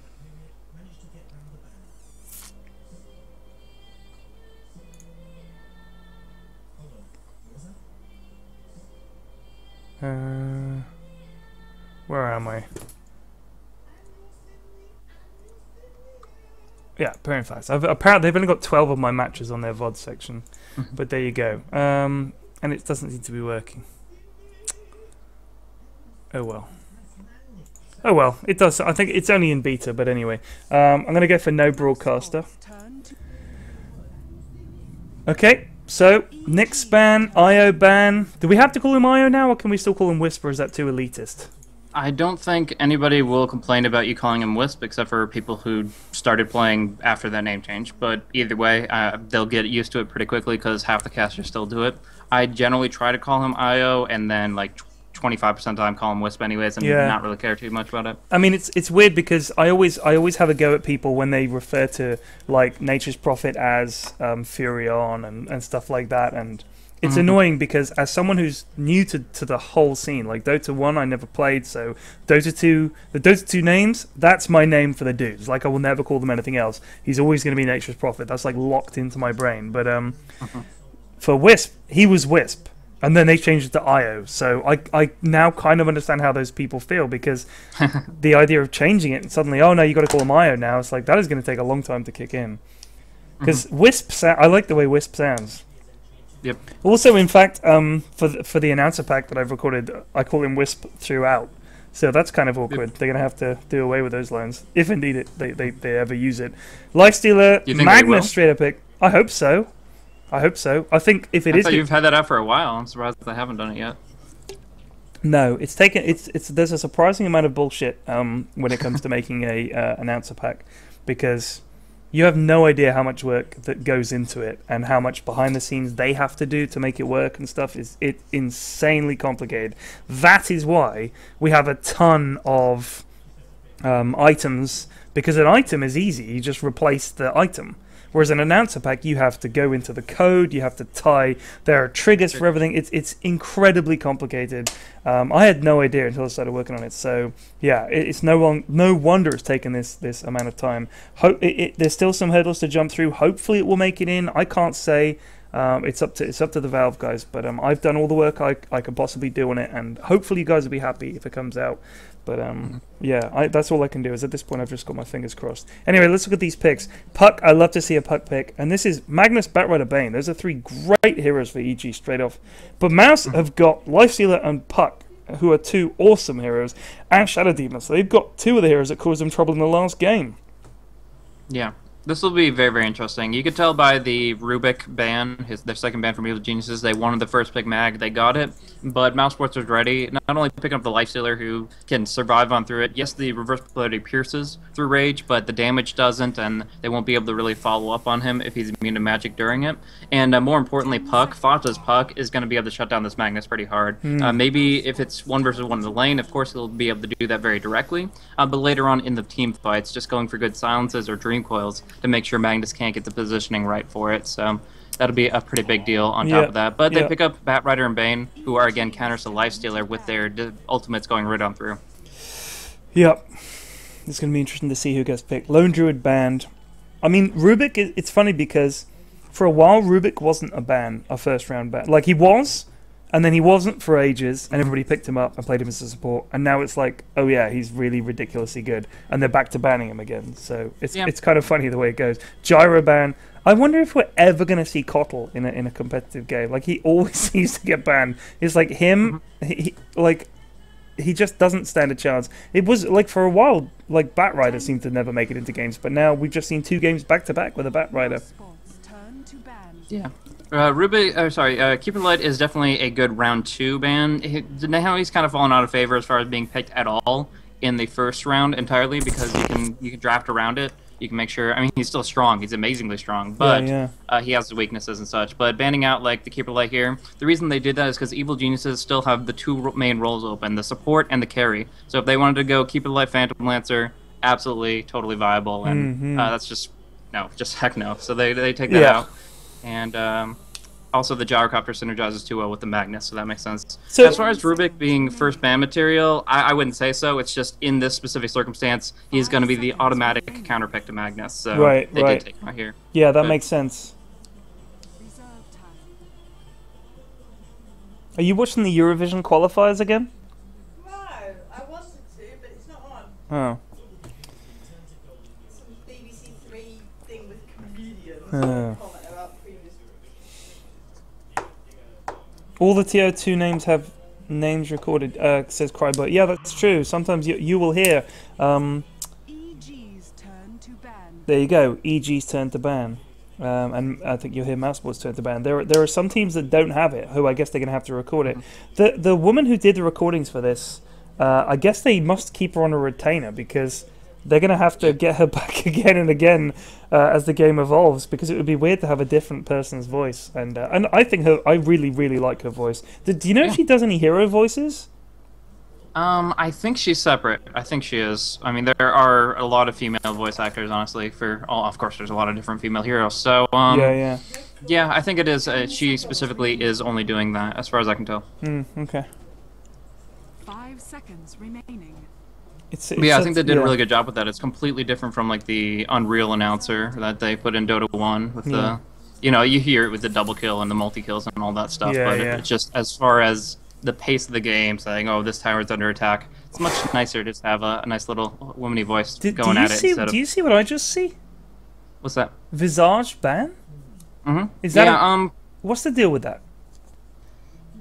I don't think it would be really something they wanted to run here, but it is with a player that has good micro skills. It is going to be something that you want to take out because the familiars can be really, really frustrating to deal with, and it would have worked with their lanes pretty well. Right, essentially making sure when you nightmare somebody, you can follow that up with good positioning so you pretty much all your guys move forward, all three of them move forward on top of the guy or past him, and then you use the Grave Till slow.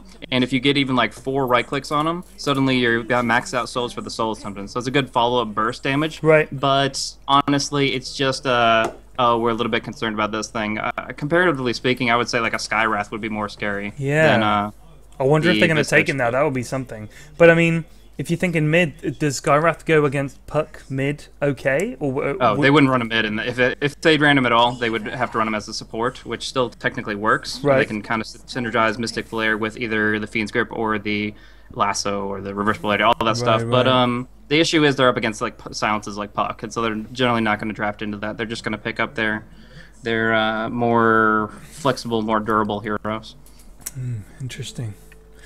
I hate Weaver. I think he's a great pick here. I really do. I think he... So what, you think they'll probably put... They could Batrider jungle, Magnus mid, Weaver off, Bane and a carry in the safe lane. Do you think that would be the kind of thing they would do?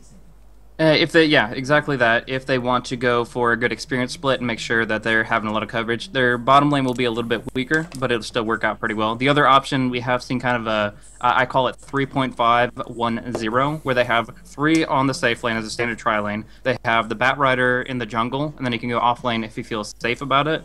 But otherwise, you're just going to have him in the jungle pretty much indefinitely, and then, of course, the mid lane will be occupied. So... Either way, I expect Magnus to be in the mid versus Puck. It's not ideal, but it's a lot better than him trying to look around for farm all over the place. So would you not be tempted to put Magnus in the off lane and Batrider mid? I mean, I guess Bane, Weaver, and the jungler. I guess. I mean, I'm just trying to think. Like, who would go best against Puck mid? Like, who mids well against Puck? Somebody who isn't rune reliant, which is not anything that they've drafted up. Batrider and Magnus all both benefit quite a bit from it. I mean, Batrider is fine. He's a great 1v1 hero no matter what. But in general, Puck's going to do fine, and you're going to have to Bottle Crow to hold against him as a Magnus or whatever. So do you think MOUZ have the better of the drafts here? Do you think that MOUZ have the better drafts so far? I think so now. But what they're going to do is they're going to go aggressive tri lane and have either the Alchemist or the Lifesteal go safe. So what they're going to do is split their farm priorities, where they're going to have obviously one person they want to give all the farm to on each lane, and so they'll put a lot of aggressive tri-lane potential out and go for the 3 versus 3, which is where that Visage Band kind of comes in, because he's supposed to be like the king of 3 versus 3 engagements. Right. But so I expect like a Shadow Demon, Jakiro, Alchemist tri-lane down bottom, and then Lifestealer safe lane top. And Lifestealer versus Magnus 1v1 is going to be pretty good for the Lifestealer. He'll be perfectly fine to get some stuff. I mean, Magnus will still get his blink at a relatively good time, but unless the Undying really becomes a big player down on that bot lane, they're going to win at least 2 out of the 3. Okay. Interesting. Just looking at Mouse, we'll have Black. He's the master farmer on Alchemist. Sind will be playing Jakiro. Jakiro, one of my favorite heroes. Synderin has so far played 2 of my favorite heroes, Sand King and Jakiro. I've played with Synderin before. I've spoken to him a few times. I think we've recorded a video together. He is a really nice guy. It's interesting to see that he picks the same heroes as I do. That makes me feel good about myself. Let's just have a look. Let me just set my camera here to be free camera. 37,731 spectators in game. That is fantastic. I believe someone sent me a link earlier. Let me try and find the GIF. I know that I can't show it on the stream. Let me see. But I'm just looking at the GIF. Okay, so I know you guys can't see this, but the top 25 largest esports prize pools. This is a GIF that's been going around. I will link it in the Twitch chat. Not the Twitch chat. Yeah, the Twitch chat. We're on Twitch, aren't we? What the fuck is wrong with me? Okay, so here it is. Have a look at this. This is the prize pools. You've got the International 2011, the International 2012 on 1.6 million. Season 2 of the League of Legends World Championships, 1.9 million, 700,000, and 70,000, sorry. And the TI3 just became, according to this graphic, the biggest prize pool, I think, in esports. So, for those comparative, I believe probably Western. I don't know how big it gets over in Korea and China, but that is big, 1.9, and I think they've passed 2 million. So, yeah, this is going to be big. They are playing for big money here. The chance to get to the international. I mean, can he just is it me or is everybody deceived? Yeah, they are going to go for a remake. Was MOUZ saying that there's 2 main US East servers that you can be put on, and it was able to reconnect. But anyways, they're going to go for a full remake. EG was having issues. MOUZ said that the 50-50 between which server they get, not so much. But yeah, I've seen that before actually. So. And the thing is, Alwyn Robert says it's not Valve though, isn't it? The players funding the compendium. The thing is, Valve put in, what was it, 1.6? Yes. Yeah, so that's already nearly the biggest prize pool ever. And then they've said, do you know what, if we can add more money. And this isn't money that you're giving to Valve. This is money that you're giving to the prize pool, right? So I don't know how much of it goes to Valve and how much goes to the prize pool. I think it's 25% will go to the prize pool directly. And right. Then, that's a lot. If you consider the cost of what they do for getting the players there, the travel expenses, and the hotels, and the venue. This is a 5-day event this year, so they're putting up more money, aren't they? They're putting up 1.6 million, and they have Benaroya Hall or whatever it's called for 5 days. I mean, the accommodation costs, the food costs, the transport costs, all that stuff for 5 days is absolutely huge. So, I mean, obviously, you know, they're not doing it out of the decency of their hearts, whatever. They're doing it because they want Dota 2 to be huge, and they're a business, and that's fine. But this is huge. This will be, I think, probably the biggest esports prize pool ever, won't it? It already is, essentially, with that, yeah, and I think it's going to get even bigger. I would be very surprised if we didn't get at least past 2.2 million. Yeah, once I donate my $250,000 that I've just got lying around here in a sack that I don't know what to do with, I could just say, hey, do you know what? There's another $250,000 in the prize pool. If you know what, if I was one of those super rich dudes, I'm not, but if I was, I'd just chuck $1 million on the top of the prize pool. That'd be awesome, wouldn't it? Blow the players' mind. Personally, I'd like to spread it out over like the smaller tournaments and get a lot of stuff that's not just like one event a year, but kind of spread it out across, so it's not just August is the big month for Dota 2, but you can have it every other month of the year. But yeah, in general, definitely contributing it to esports directly would be really cool. What are you, some kind of communist? I thought you were American. How dare you? It's all for the top. In fact, and all the prize pool money should go to the winning team. Nobody else gets anything, and they have to pay for their they have to pay for the hotel and food.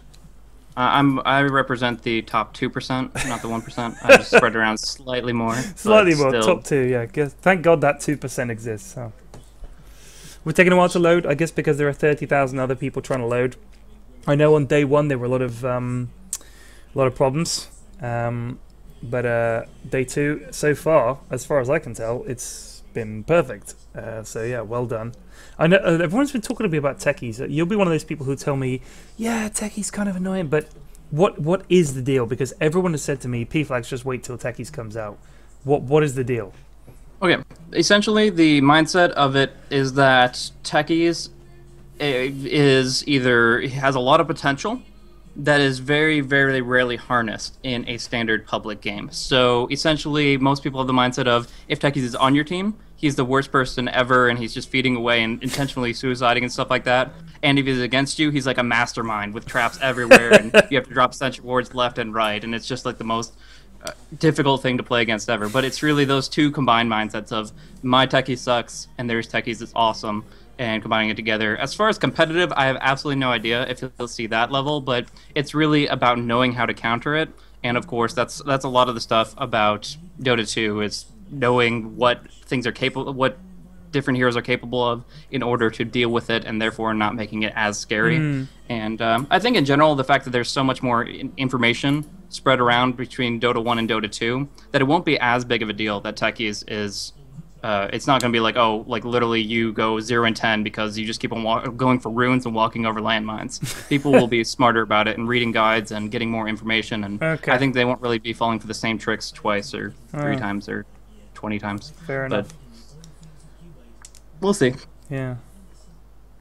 By the way, Dog in a Hot Dog Suit, I know that you said it's Meepo Plus, but Meepo is actually a censored word on my stream chat. So you can't try and say the word Meepo. I think I can say it because it's my channel. Let me see. I think I can see it. Try and say Meepo. Oh, you can't say it? Nope. Did that show up as stars? Stars. There you go. Yeah, you can't say Meepo. It shows up as stars. It's hilarious. I can't even remember doing that. That must have been a long time ago. Yeah, the stream is up. We're just taking a long time to connect. I think because, like I said, there's a lot of people trying to connect. So yeah. Yeah, hopefully we will be up in a little while. Yeah, it won't. We will always be in before the draft starts. It's a kind of a timed segmentation, but it'll work out. Go Meepo yourself, someone has said, so it shows up as stars. Yeah. But yeah, I mean, I don't think it's the same thing as Meepo, because Meepo is extremely easy to bring down. And one thing that's frustrating about going up against techies is if you don't stun lock him, he'll die, but you won't kill him. He'll suicide. He'll just always get a deny. It's like, you know, Pudge always getting the rots off and timing it. Have you ever played against a Soul Ring Pudge, by the way? No. Yeah, what you can do with Soul Ring Pudge is you like turn on your rot, and whenever you're below 150 HP, you just click it and you're instantly suicide. It's just pretty much a free suicide. That's interesting. By the way, I have now banned a couple of other words. So hopefully we'll see. I banned Pyrian and P-Flax. So someone could say, so for instance, someone would say, I love you, Pyrian, or someone would say, I love Pyrian, they could say, it looks like they say, I love. It should come up as star, star, star. It does. That seems like it would be counterintuitive to your channel, but okay. That works for me. I love. There you go, P-Flex sucks. Star, star, star. Yeah, that's good. It works. That's good. Alright, I'm gonna get a... Now people just have to call you Pylon. Pylon. In your chat. Star, star, star, Flax's wife looks like star, star, star. That's good. That's funny. I think you just said your wife looks like Meepo. Yeah. How you doing? Oh. Okay, sure he looks okay? He looks fantastic. Sure. Yeah. So we're waiting on the game to load. Where I am. Huh? Freezing. It's not cold. What's wrong with you? Cold. Women.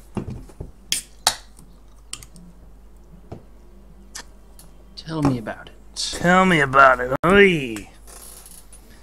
Right. Here we go.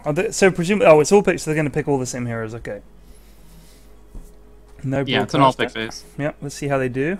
Should be I real quick. can't believe they haven't fixed the draft screen though. Like literally, all you have to do is get the portraits to fill the boxes. Like I don't know.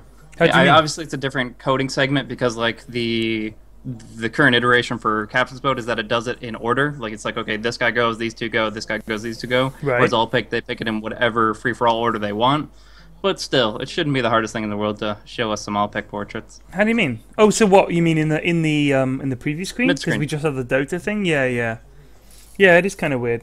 But I guess where would you put them? Just randomly, or I guess in the order they are on the right there. The colors, yeah. Yeah. But then that kind of Yeah, you're right. Much cleverer than me. And then later, obviously this is more complicated, but I'd love to, if I'm casting a random draft game, I'd love to be able to see the random draft pool to kind of discuss what's available. Absolutely, yeah. I mean, I completely agree. Okay, so let's have a look. Game is paused. They're going to check their pings, I think. We can do that in console. Lagging says. Let's have a look. If I go ping. Oh, it doesn't work. Okay, fair enough. No. Yeah, you it doesn't work because that the would be broadcast ridiculous. server. This is So just the Dota they 2 server. are still saying that they're lagging. Draskell is making the I'm laughing my head off face. But yeah, EG is saying they're still lagging. I hope we don't have to do another remake. That kind of sucks. But, I mean, geez. We were just talking about the prize pool and what's at stake. It makes sense to me, to be honest with you, that they would want to get it right. Undying is reconnecting. Hopefully it's just these few players. Yeah. Oh well. But yeah, it kind of happens in these situations. I mean, it's not just like server to server. It's just like their specifically EG connectivity type stuff. And it can be problematic, but they do have a large amount of network strain. I'm trying to think of how many people they actually have in the house, and to be honest, I have no idea. But I would say like probably. Fata says we average a 60 higher ping because they can obviously see the ping rates. I mean, the thing is, where is the server going to be? It's going to be like US East, right? No. What's that? I guess this is European, so they had a bad European server that they had to remake on. I don't know, but I mean, do you know what? I know that game one was US East, so it would only be logical that Luxembourg would be the choice for this one here. Yeah. It is interesting because, I mean, this is the problem. Once you start playing online games that are like, demanding players to be extremely responsive, I think that's why it's really interesting at LAN events and stuff. Is because A, you have to deal with the fact your opponent is right there, and like in the bigger LAN events, you can't hear each other like a TI2 and so on. They're in their booth or whatever. But I've been to LAN events and you can your opponent is right there. Like you can actually see them and hear them. At the bigger events, they have like at the Poland event, they had like noise cancelling headphones and stuff like that. But you can still see the crowd reacting. So imagine if three of you just got killed. And you can see the crowd in front of you cheering and jumping up and down. And they even with the headphones on, they can still hear a little bit of what's going on. I asked some of the players like, how much can you hear? And they were like, you may not be able to hear a lot, but you can hear that stuff is happening, and you can hear the crowd. Like at even at TI2. Even through that soundproof glass, when something major happened, because you can't stop that vibration. You all share the same floor. Do you know what I mean? A friend of mine, Amdis, who got me into Dota in the first place, he was at TI2 and he said it was unbelievable. He said it was just like the atmosphere was absolutely electric. Were you there? By the way, TI2? Blaze? Yeah. No. Okay. Well, he said that when they were in the main hall for the big games, he said it was like being at like the playoff final for some big game, for like sport game. He said it was just it was electric. Like people were really into it. The atmosphere was incredible. You can't stop that noise. People jumping up and down. That is going to translate through the floor. Just that, that's physics, Blaze. That's going to go right up into those players and they're going to feel it. So Sure. yeah, it would be amazing to be there. I really hope I get there this year, but I might not. If I don't, I'm going to be very sad, but I'll still watch at home. So Fata says, they said that fear is spiking every 10 seconds or so. And he's like, well, he did play Nick's last game, so. Yeah. But yeah, so this will be pretty interesting for how the tri-lanes itself works out. I think if the Mouse Sports team is unable to deal with the Tombstone and it keeps on just zombieing it up, then it's going to be actually really, really difficult for MOUZ to... they might get a kill, but they won't get out unscathed. I would say like they trade a single for a double, and that's obviously going to give them more and more disadvantage every time they do that. So it comes down to kind of timing, positioning, and dealing with that Tombstone appropriately. And so we'll see kind of how... I don't know. I mean, Undying used to be like a first-round pick or ban, and then they didn't change him hugely, if at all. It was just that he kind of fell out of favor, didn't he? Because everybody realized...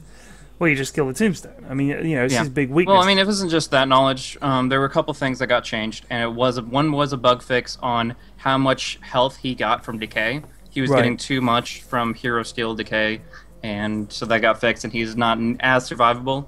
It was significant enough. It was noticeable, I guess that would be the appropriate word. And then along with that, one of his favorite buddies in that kind of metagame was Jakiro, with his overpowered Ice Path, doing like 100 damage.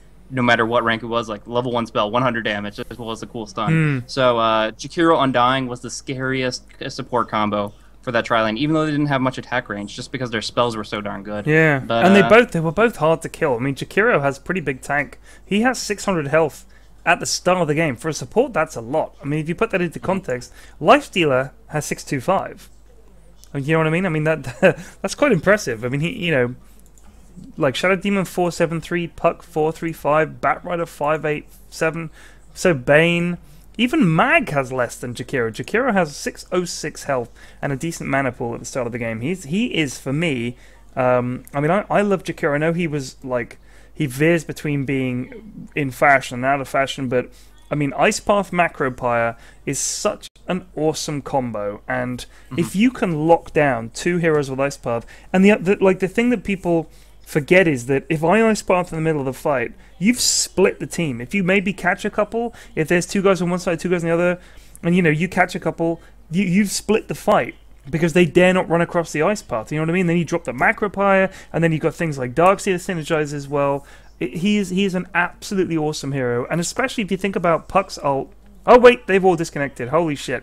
Yeah, it's another fucking remake. But we got another remake. Another remake. Weaver's going to win this game because he's going to go connected. It's a shame. It's a real shame, but there's a lot at stake. I can understand why they're doing it. I really can. Just gives me more opportunities to talk to you, Pyrion. It does. I know, dude. If you want to stop, then that's cool. We can. No, you good. But anyway, like with Puck's ult, wait, don't tell me it's called Tether. Nope. What's it called then? Dream Coil. Dream Coil, I knew it right. Coil Tether, whatever. If you can drop an Ice Path Macropire on Tether, like Dream Coil, that's a really strong combo as well, you know. But the thing is, like in the last game, we saw that MOUZ had a couple of really good combos like that, but they lost because they lacked that late game. Night Dude and Nyx in particular. This time they've got them, so I think MOUZ are going to take this game. I like their late game more than I like EG's. But we'll see. We might even not get a game out of these guys. Let's find out. Would hope so. But yeah, no, definitely. I would have mentioned it if you didn't. That the Dream Coil plus Jakiro and his AoE abilities really, really strong. And on top of that, the Alchemist, his Acid Spray. You put that down like in the exact circle of the Dream Coil. And the fact that Evil Geniuses doesn't pick up BKBs very often on their current hero set. I mean, Magnus, Batrider, and Weaver all can. Yeah. But it's not their like go-to item. Yeah, I've never got BKB on Magnus. I mean, it's not a thing that you need, really, I guess, because I mean, you always go Blink Magnus. I don't see any other kind of Magnus. RP is strong enough as it is. You know, it's not like interruptible or anything. Why would you go anything else? So they are going back in here, all pick. They are loading in again. I seem to have loaded before MOUZ or EG, which makes me think that something is up. You might like I've gone into the old game or something, but nope, it's showing up as all pick, and they're loading, and we'll see. But yeah, I was just about to say mention something you were talking about, and then I forgot it. So there you go. Oh, blocking bar. Yeah, you usually get after blink, you can pick up BKB on Magnus instead of going for something greedy like a refresher or something, and that'll help a ton against Puck because Puck, other than I think his mini stun might be physical, everything about him is magic. And if you don't have to worry about the silence, if you don't have to, you can just completely ignore the Dream Coil. Yeah, that's gonna help you out a ton. I mean, the thing is, like with Mag, what is it that you have that you desperately need a BKB for? Like, I guess if you think about early game Magnus, this is when I play him. So I'm talking about the scrub pub level that I play at. And when I play Magnus, like early game, I'm up in people's faces. Like I've got skewer, I wanna shockwave them. I've got RP and stuff. I'm not gonna get, you know what I mean? I can just like, even if I get stunned by a couple of guys, I can just mash R. And hopefully there'll be a split second in there when I get my RP off, and then we're gonna win the fight. Like. And late game, I don't see how that's going to change. Like, you'll be tankier, you know, you'll be able to outlast stuff. You just have to, like, unless you're perma-stunned for the whole fight, you can just smash the R button and you'll have done your job. He's kind of like Lich, almost. Like, if you're in a fight and you're Lich and you get your ult off, nobody's going to bitch about it. They're going to be like, yeah, that was a good ult, and that's the end of the fight. This is at my level. At the pro level, obviously you're meant to do more than that, so I can understand it. But at my kind of level, if you're Magnus and you land a good RP, nobody's going to complain. Like, oh yeah, great RP, you got 3-man RP, perfect. Do you know what I mean? And you just need a Blink Dagger to do that. You don't need a BKB. It's Blink RP. You can queue it up. It's like, boom, perfect RP. I get what you're saying, like your Puck silence and stuff. But once you've landed your RP and Shockwave, what is it that you need to do? Are you going to stand there and be empowered and do a little bit of damage? I don't get it. Definitely not worth it for the right clicks. It's going to be about pretty much Fanta. His job is to make Magnus's life living hell as far as initiation, to put his Blink Dagger on cooldown, and even when he gets on in, immediately silence. The timing of Waning Rift has a lower cast animation time than that of the reverse polarity. So if they're right up next to each other, which you're trying to catch as many people as possible, so you probably will, you can still hit that Waning Rift with good reflexes before the reverse polarity comes out, and then that's 3 seconds. You're locked down. So 3 seconds they can charge up a concoction and set that on top of you for 4 more seconds. It's just like those kinds of things. Yeah, you're absolutely right. In a sub-professional level, anything below that, there's going to be windows of opportunity to get those spells off. Yeah. But in this situation, you got to have the BKB as a dispel mechanic. But he's going to have to. I mean, that's a lot of gold. That's adding up 6,000 and then like 7,500 count arcane boots. That's a lot of cash for Magnus to pick up for those 3 items. It is, yeah. Especially because like. For me, part of his huge strength is Blink Skewer is so strong, especially if you're either turtling or trying to get uphill. If you can get some vision uphill with a ward or something like that. I mean, if you think about if Batrider like Blink lasso someone and then you could Blink Skewer someone, that's a great initiation. Like if you did that. And then Bane can Nightmare can ult them, and you've got the Tombstone goes down. They've got, like, EG have a really interesting team fight right there. But look at MOUZ's team fight, like you said. You've got, I mean, we both agreed Jakiro was an awesome hero. We've got early action top here, by the way. Yeah, so apparently Dota 2 just said good luck, have fun. There's somebody named Console with just white lettering. Yeah, good luck, have fun. Wow. Yeah, that is interesting. Everyone's like, what the console? Yeah. So that's obviously someone in Valve. That's quite exciting to think that someone in Valve at HQ just typed good luck, have fun. It's nice that like I get Valve of watching every single one of these games and going over it with a fine-tooth comb. It's quite awesome. Disruption there on Weaver. This should be a kill. On who? Fear would have been the best target, but the Ice Path didn't follow through. Oh, he's got dual breath. Yeah, he's just taking dual breath level 1. That's incredible. I don't think I've ever seen that. Why wouldn't you take Ice Path? I mean, it has its merits. I just, in that situation, I don't know. Ice Path level 1 is pretty weak. It is a 1 second stun with 25 damage. Yeah, but a 1 second stun there would have won the fight. It's a 1 second stun, and they've got Shadow Demon on top of it. Yeah. They're gonna get 2 kills here. Dual breath maybe. Fine. Bane gonna go down. Readers, Alchemist, 1 out to attack should do. He's got 67. He's going to escape! Alchemist does so little. He's going to go a quick concoction to do it. He's enfeebled. Here goes a stun. Dual breath. Shadow Demon. First Blood. Black drawing First Blood with Alchemist. And that is who you wanted on. Can they turn around on this Weaver? Fear going to run away. He's enfeebled too, right? No, he's got Soul Catcher on him. Sorry, I miscalled it there, but yeah. Yeah. So yeah, Jakira's now level 2, and he has taken. I guess he's not leveled yet. Top tower is He didn't take stats. He just hasn't leveled. I can't believe it. No. He's level 2.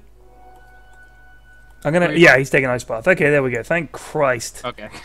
I was Yeah, you'll gonna get it. freak I mean, out. they don't really Liquid Fire push. There are builds where you can max out Liquid Fire early, but you don't see him picking up stats or Liquid Fire in most competitive games now. So, yeah, in this position, it's actually interesting to see the Grievel's Greed come out on Alchemist because it does reduce his kill potential, but it does increase his farm potential. So it looks like Black, of course, he is a player that just loves to farm He in does, the first place. But he's very good at it. He's very good at farming. He's very good at playing these late game heroes. So I think it makes sense in this, especially since they got. I mean, he's level 3. He got the first blood. I think it absolutely makes sense. He's just going to say, do you know what? I'm gonna farm. I've got great support from Jakiro and Shadow Demon, so I don't need to worry too much. I mean, Weaver Bane, I don't think is going to worry him too much with the supports that he's got.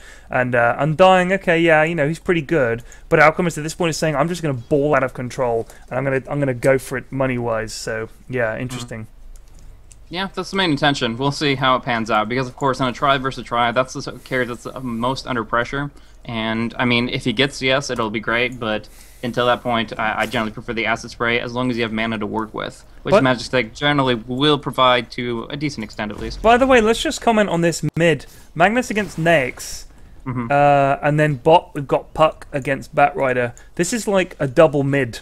You know what I mean? You've got the aggressive try against a defensive try, if you like, or a traditional try, and then you've got almost like 2 mid lanes. I mean, Puck Bat mid and Nyx mid, I guess, is sort of a thing. But what's going on there? What's the deal? Someone in chat says he's got 100% win rate pro games the last 6 months. That's obviously not true. What is the deal with Nyx mid? I've seen him in an off lane, I've seen him in the jungle, I've seen him in the safe lane. Haven't seen him mid. He only works against strength melee heroes, like a Brewmaster or a Magnus. Magnus will be pretty good options, because what he gets to do is he ranks his Feast over other different skills, so he currently has 2 points in Feast. That's 5% of Magnus's current HP that every swing he takes off of his health pool and gives it to himself. So it's a good amount of lifesteal, he sustains well, and yeah, with some good rage usage, he's always going to be able to avoid things like Skewer and stuff like that. So he'll be able to trade very evenly, and you can actually see his CS is pretty solid. Right now, I mean, Magnus is overcoming him, but not by that much. He still has 1,000 gold in the bank, and he's going to be able to do some stuff with it. I mean, just looking here, Magus 27 and 2. That is some great farm on Demon. He basically has mids, and he has a bottled Invis rune. By the way, top lane. Oh, compare that to top lane. Black going in. He's got Cinder's already used Ice Path. Black down to 160 HP. He's going to be able to escape. I think he is. The tombstone is down, but the zombies are not going to catch him. Cinderin going to be lucky to escape from this. He's got 1 charges to back up. He's under the tower. There goes the Ice Path, but he goes down to Bane, and that's 1-1. Shakira going down, but Black managing to salve himself back up, I guess. He is only 5-1. He is not having a great time in this lane. Jakiro and Shadow Demon seem to have been in the jungle almost the entire time. Compare that with Weaver, who is 21-5. And this lane is not going. Bane is 1-7, Undying 4-0. But Bane and Weaver between them are destroying Black's farm. I don't know what he can do about this. Yeah, this is going to be very difficult, and that's where I'm talking about, where he's put 2 points of Grievel's Greed. Sure, it'll pay off later, but for right now, it's pretty much doing nothing for him, and that's very, very painful. Yeah. In that position there, they were happy to get Black out with the magic stick usage and stuff like that, but there's no way that you can get all 3 heroes out. Jakiro especially, with only 290 movement speed and his turn rate and cast animations, there was no way he could get a stun off to prevent that damage. So especially with Weaver, who's great in tri-lane aggression, he can just kind of keep on maneuvering around. I'm not sure why I salved there, honestly, but beyond that, he can keep on maneuvering around and keep the aggression up. He's going to have his treads very early, and honestly, they have a sentry down, but that's only going to do so much. Interesting. Oh, we do have Magnus rotating, though. Demon's, like you said, is farming really well. He has arcane boots and double damage. Magnus level 7, he has RP, he has DD bottled, he has arc boots, but they must know. Wait, what kind of wards have they got up?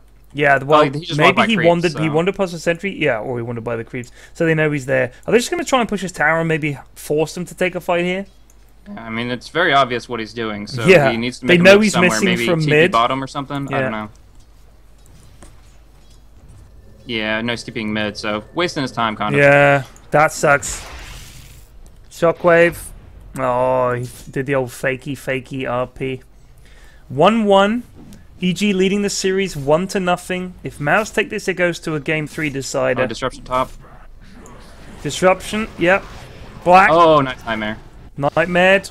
There goes the stun in on Fear, but he's going to walk away. Tombstone is down. They're going to take this Tombstone. That's a decent amount of gold. Oh, Fear is there, but he is going down. Good lifestealer rotation. Open wounds rank 1 isn't the best, but he was just in a good flanking position, so the phase boots certainly let him catch up to the damage. Magnus will push in the mid lane a bit with his double damage here in siege creep, but in general, it's still very well worth it for Qualifier to make the impact on the other lanes. Next coming in here, but who's this? Maybe is Bane going to come mid and try and get a gank? He's only level 4. Without Fiend Script, it's going to be so difficult. You need to have Fiend Script. Yeah, you do. I mean, they do have a risk polarity, so it's possible. But I don't think they could. I don't think they could. I really don't. With Fiend Script, they absolutely could. But Nex can rage and walk away. I don't think that they could kill him because he's still so tanky and he's right under a tower. And they don't know this. But wait a second. They do have a bottled haste rune, but Lifestealer has phase boots as well, so he's pretty quick anyway. How's Black doing? 13 and 3. Got his phase boots. Does he have something coming on the courier? Not that I can see. Wait, what's this? Nope, he hasn't. Okay, well, yeah, it's not been going great for him, but he did get a kill, and I think an assist. Yeah, he's 101, so we'll see. Now, I have a question for you as far as your caster controls here. I can't really see it on the stream, but when you move your camera with the middle mouse or whatever, does it you move your mouse to the top right? Does it go the opposite direction or the same direction? How do you mean? Like literally, when you move your mouse to the top right when you're scrolling with the middle mouse. With the middle mouse. Have you tried that out? Or? Yeah, no. Like with the middle mouse button, you click, and wherever you move the mouse, it's almost like you're dragging the map. It's kind of it's not like scrolling. It's like I find it more intuitive, but like I prefer it because I can kind of control the action a bit more delicately. Okay. Whereas moving the mouse to the corners is kind of jerky. But you wanna real quick, you wanna try something. If you go into your settings, hit the arrow, the cog, and go into Game tab and then Interface tab. There's a cool function called Smooth Drag in Spectate. And that's for spectators. And if you put that on and try the middle drag, it's very fluid. It's really good. Where was what was that in? It's under the Game tab, then the Interface tab, and then Smooth Drag in Spectate. Smooth Drag in Spectate on. Oh, look at that! Oh, that's pretty. Oh wow! Oh, that's much easier. It does really smooth it. Anyway, we got a couple of kills here. Next, nice infest. He's gonna get away from it. Do we have Fiend's Grip up on Bane? No, we don't. He's in level 4. Oh, dude, no, it's not working for me. Like I find it actually. Oh wait, I need to. Oh, the RP catches puck. Yeah, no, that's not working for me, dude, at all. Oh, sorry. No, it's okay. It's just kind of if you get to the edge of the screen, it freaks out. Holy shit, this fight is just going on and on and on. I'm missing it because of the new controls. Oh my god, the flame break. He might just escape. He's up on the hills. Where's he going? He's going off to the left. Wow. 3-5. Everybody died, as far as I can tell. I'm going to switch it back just because that's freaking me out. I'll have to get used to that. Game, interface, that's okay.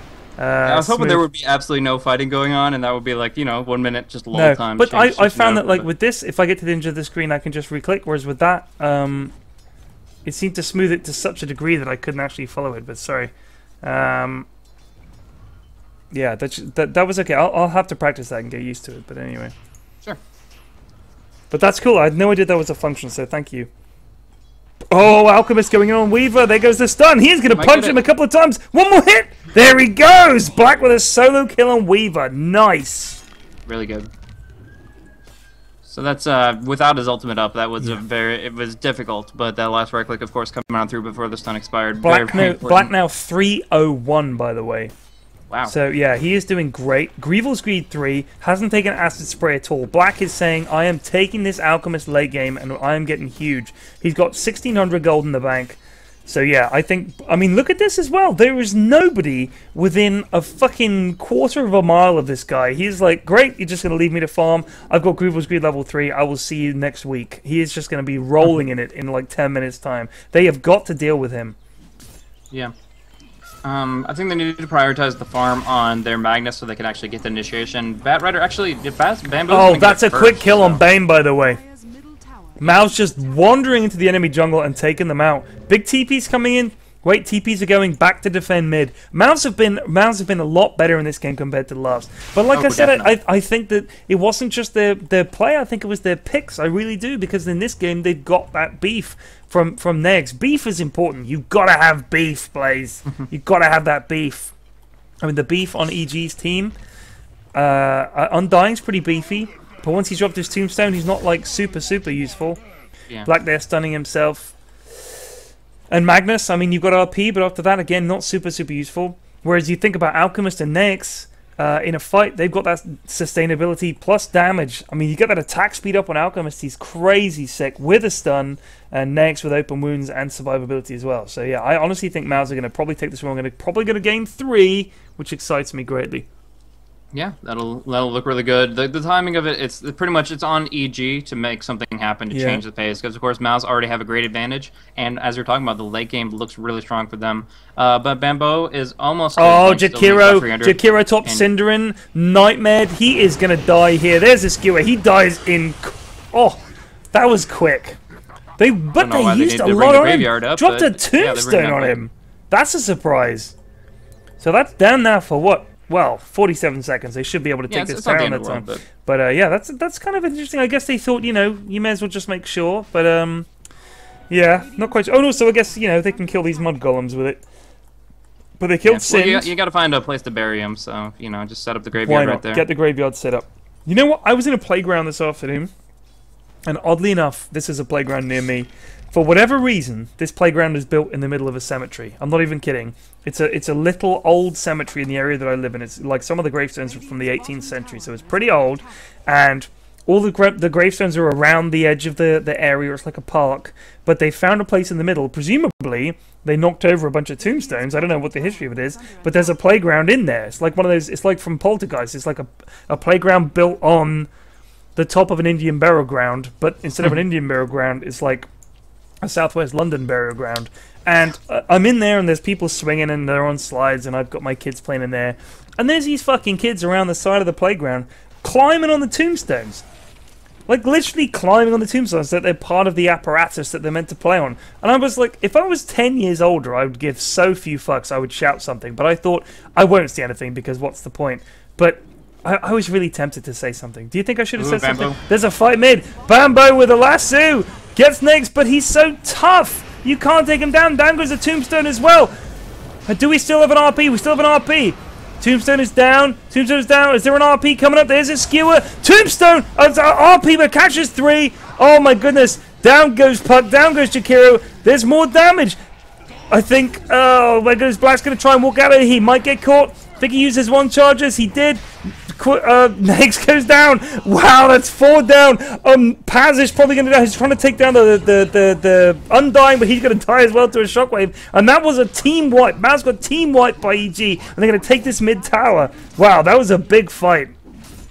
Yeah, it almost looked like it turned it around when they dropped that big concoction coming out from Black, but the problem was he didn't start channeling it or brewing it or whatever you want to call it before he TP'd in. He TP'd and then he started brewing, and so it can you start brewing and then TP?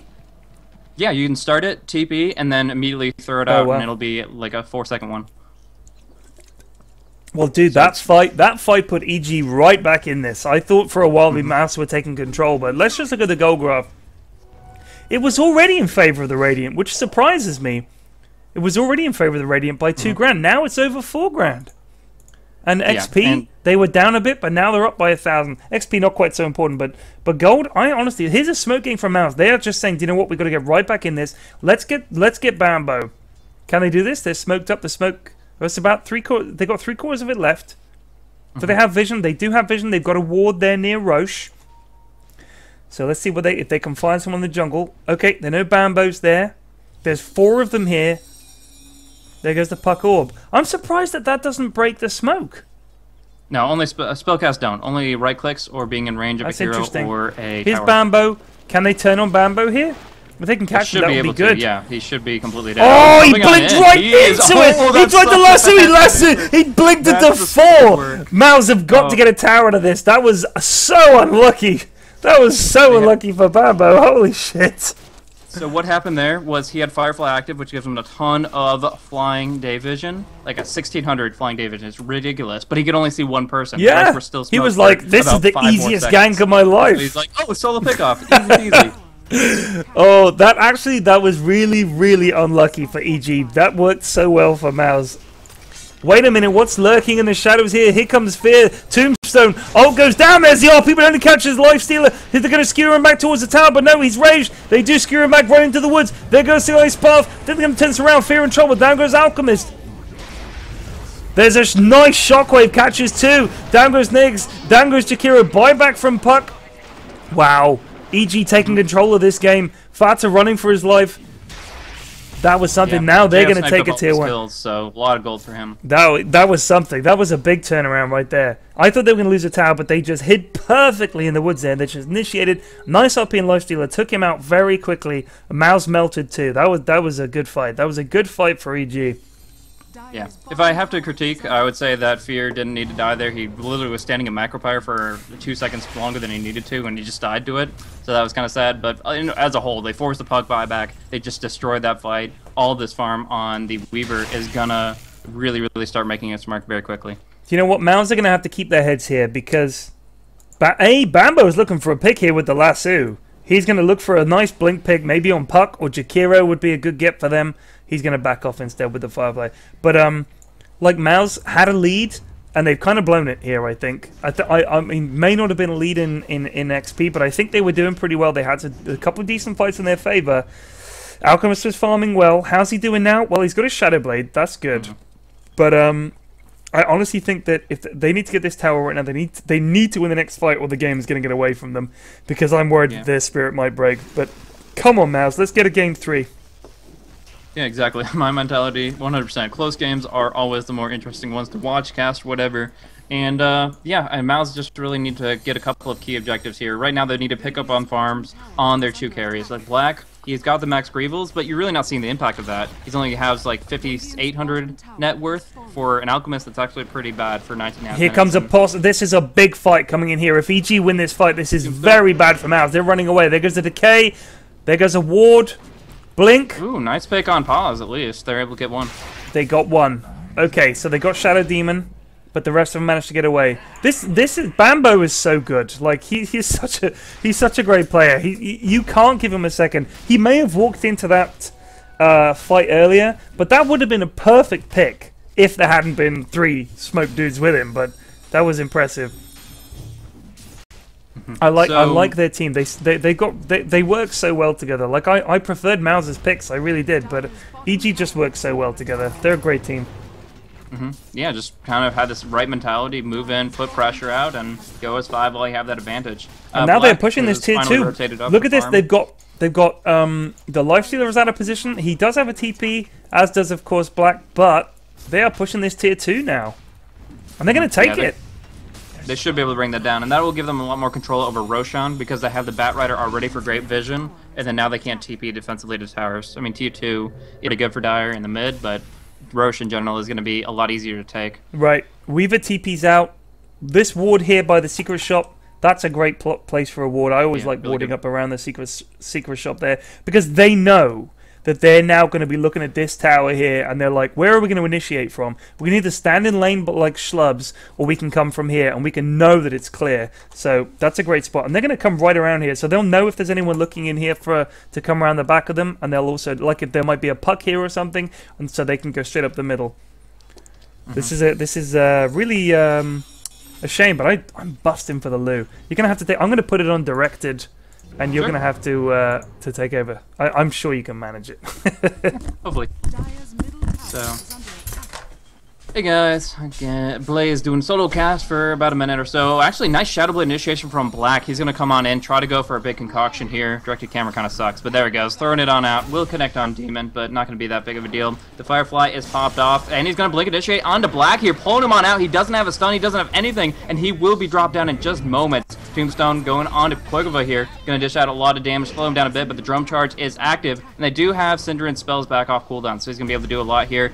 Still trying to hold, just kind of turtle up on this tier 2. But so much damage. Urn and the Flame Break going down onto Cinder, and he can't really hold this position without a mechanism, so he's going to just send out maybe 1 or 2 more spells, but has to watch himself, as that initiation can come at any time. The Blink Dagger is, of course, still available on Magnus. They're looking for their opening, but for right now, they don't feel confident about it. They forced the buyback on Alchemist, and they're happy to walk away with that.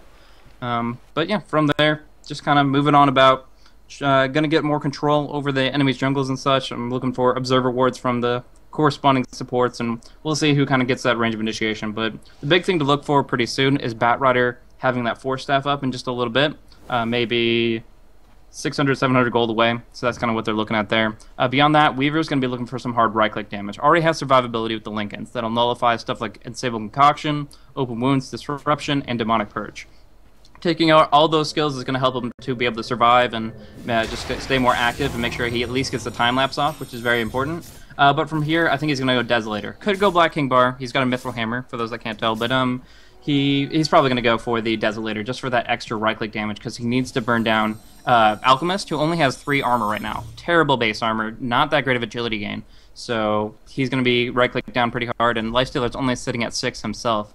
So it'll be pretty good. He's going to get Lifestealer will get Armlet to nullify that a little bit, but we'll see. And they do have a Gem of True Sight as well, so they're going to get a lot more control over the jungle. All those wards that just were placed up by MOUZ Sports are going to get taken down really quickly, and they should take this tier 2 in turn. Yep, so they take the tier 2 tower, and if they rotate into the jungle, those wards are going to be taken care of from the gem. Fada does have that Blink Dagger, but has to be very cautious about how he uses it, because he still only has 1 in his phase shift. I am back. I am just going to restart the stream because it's lagging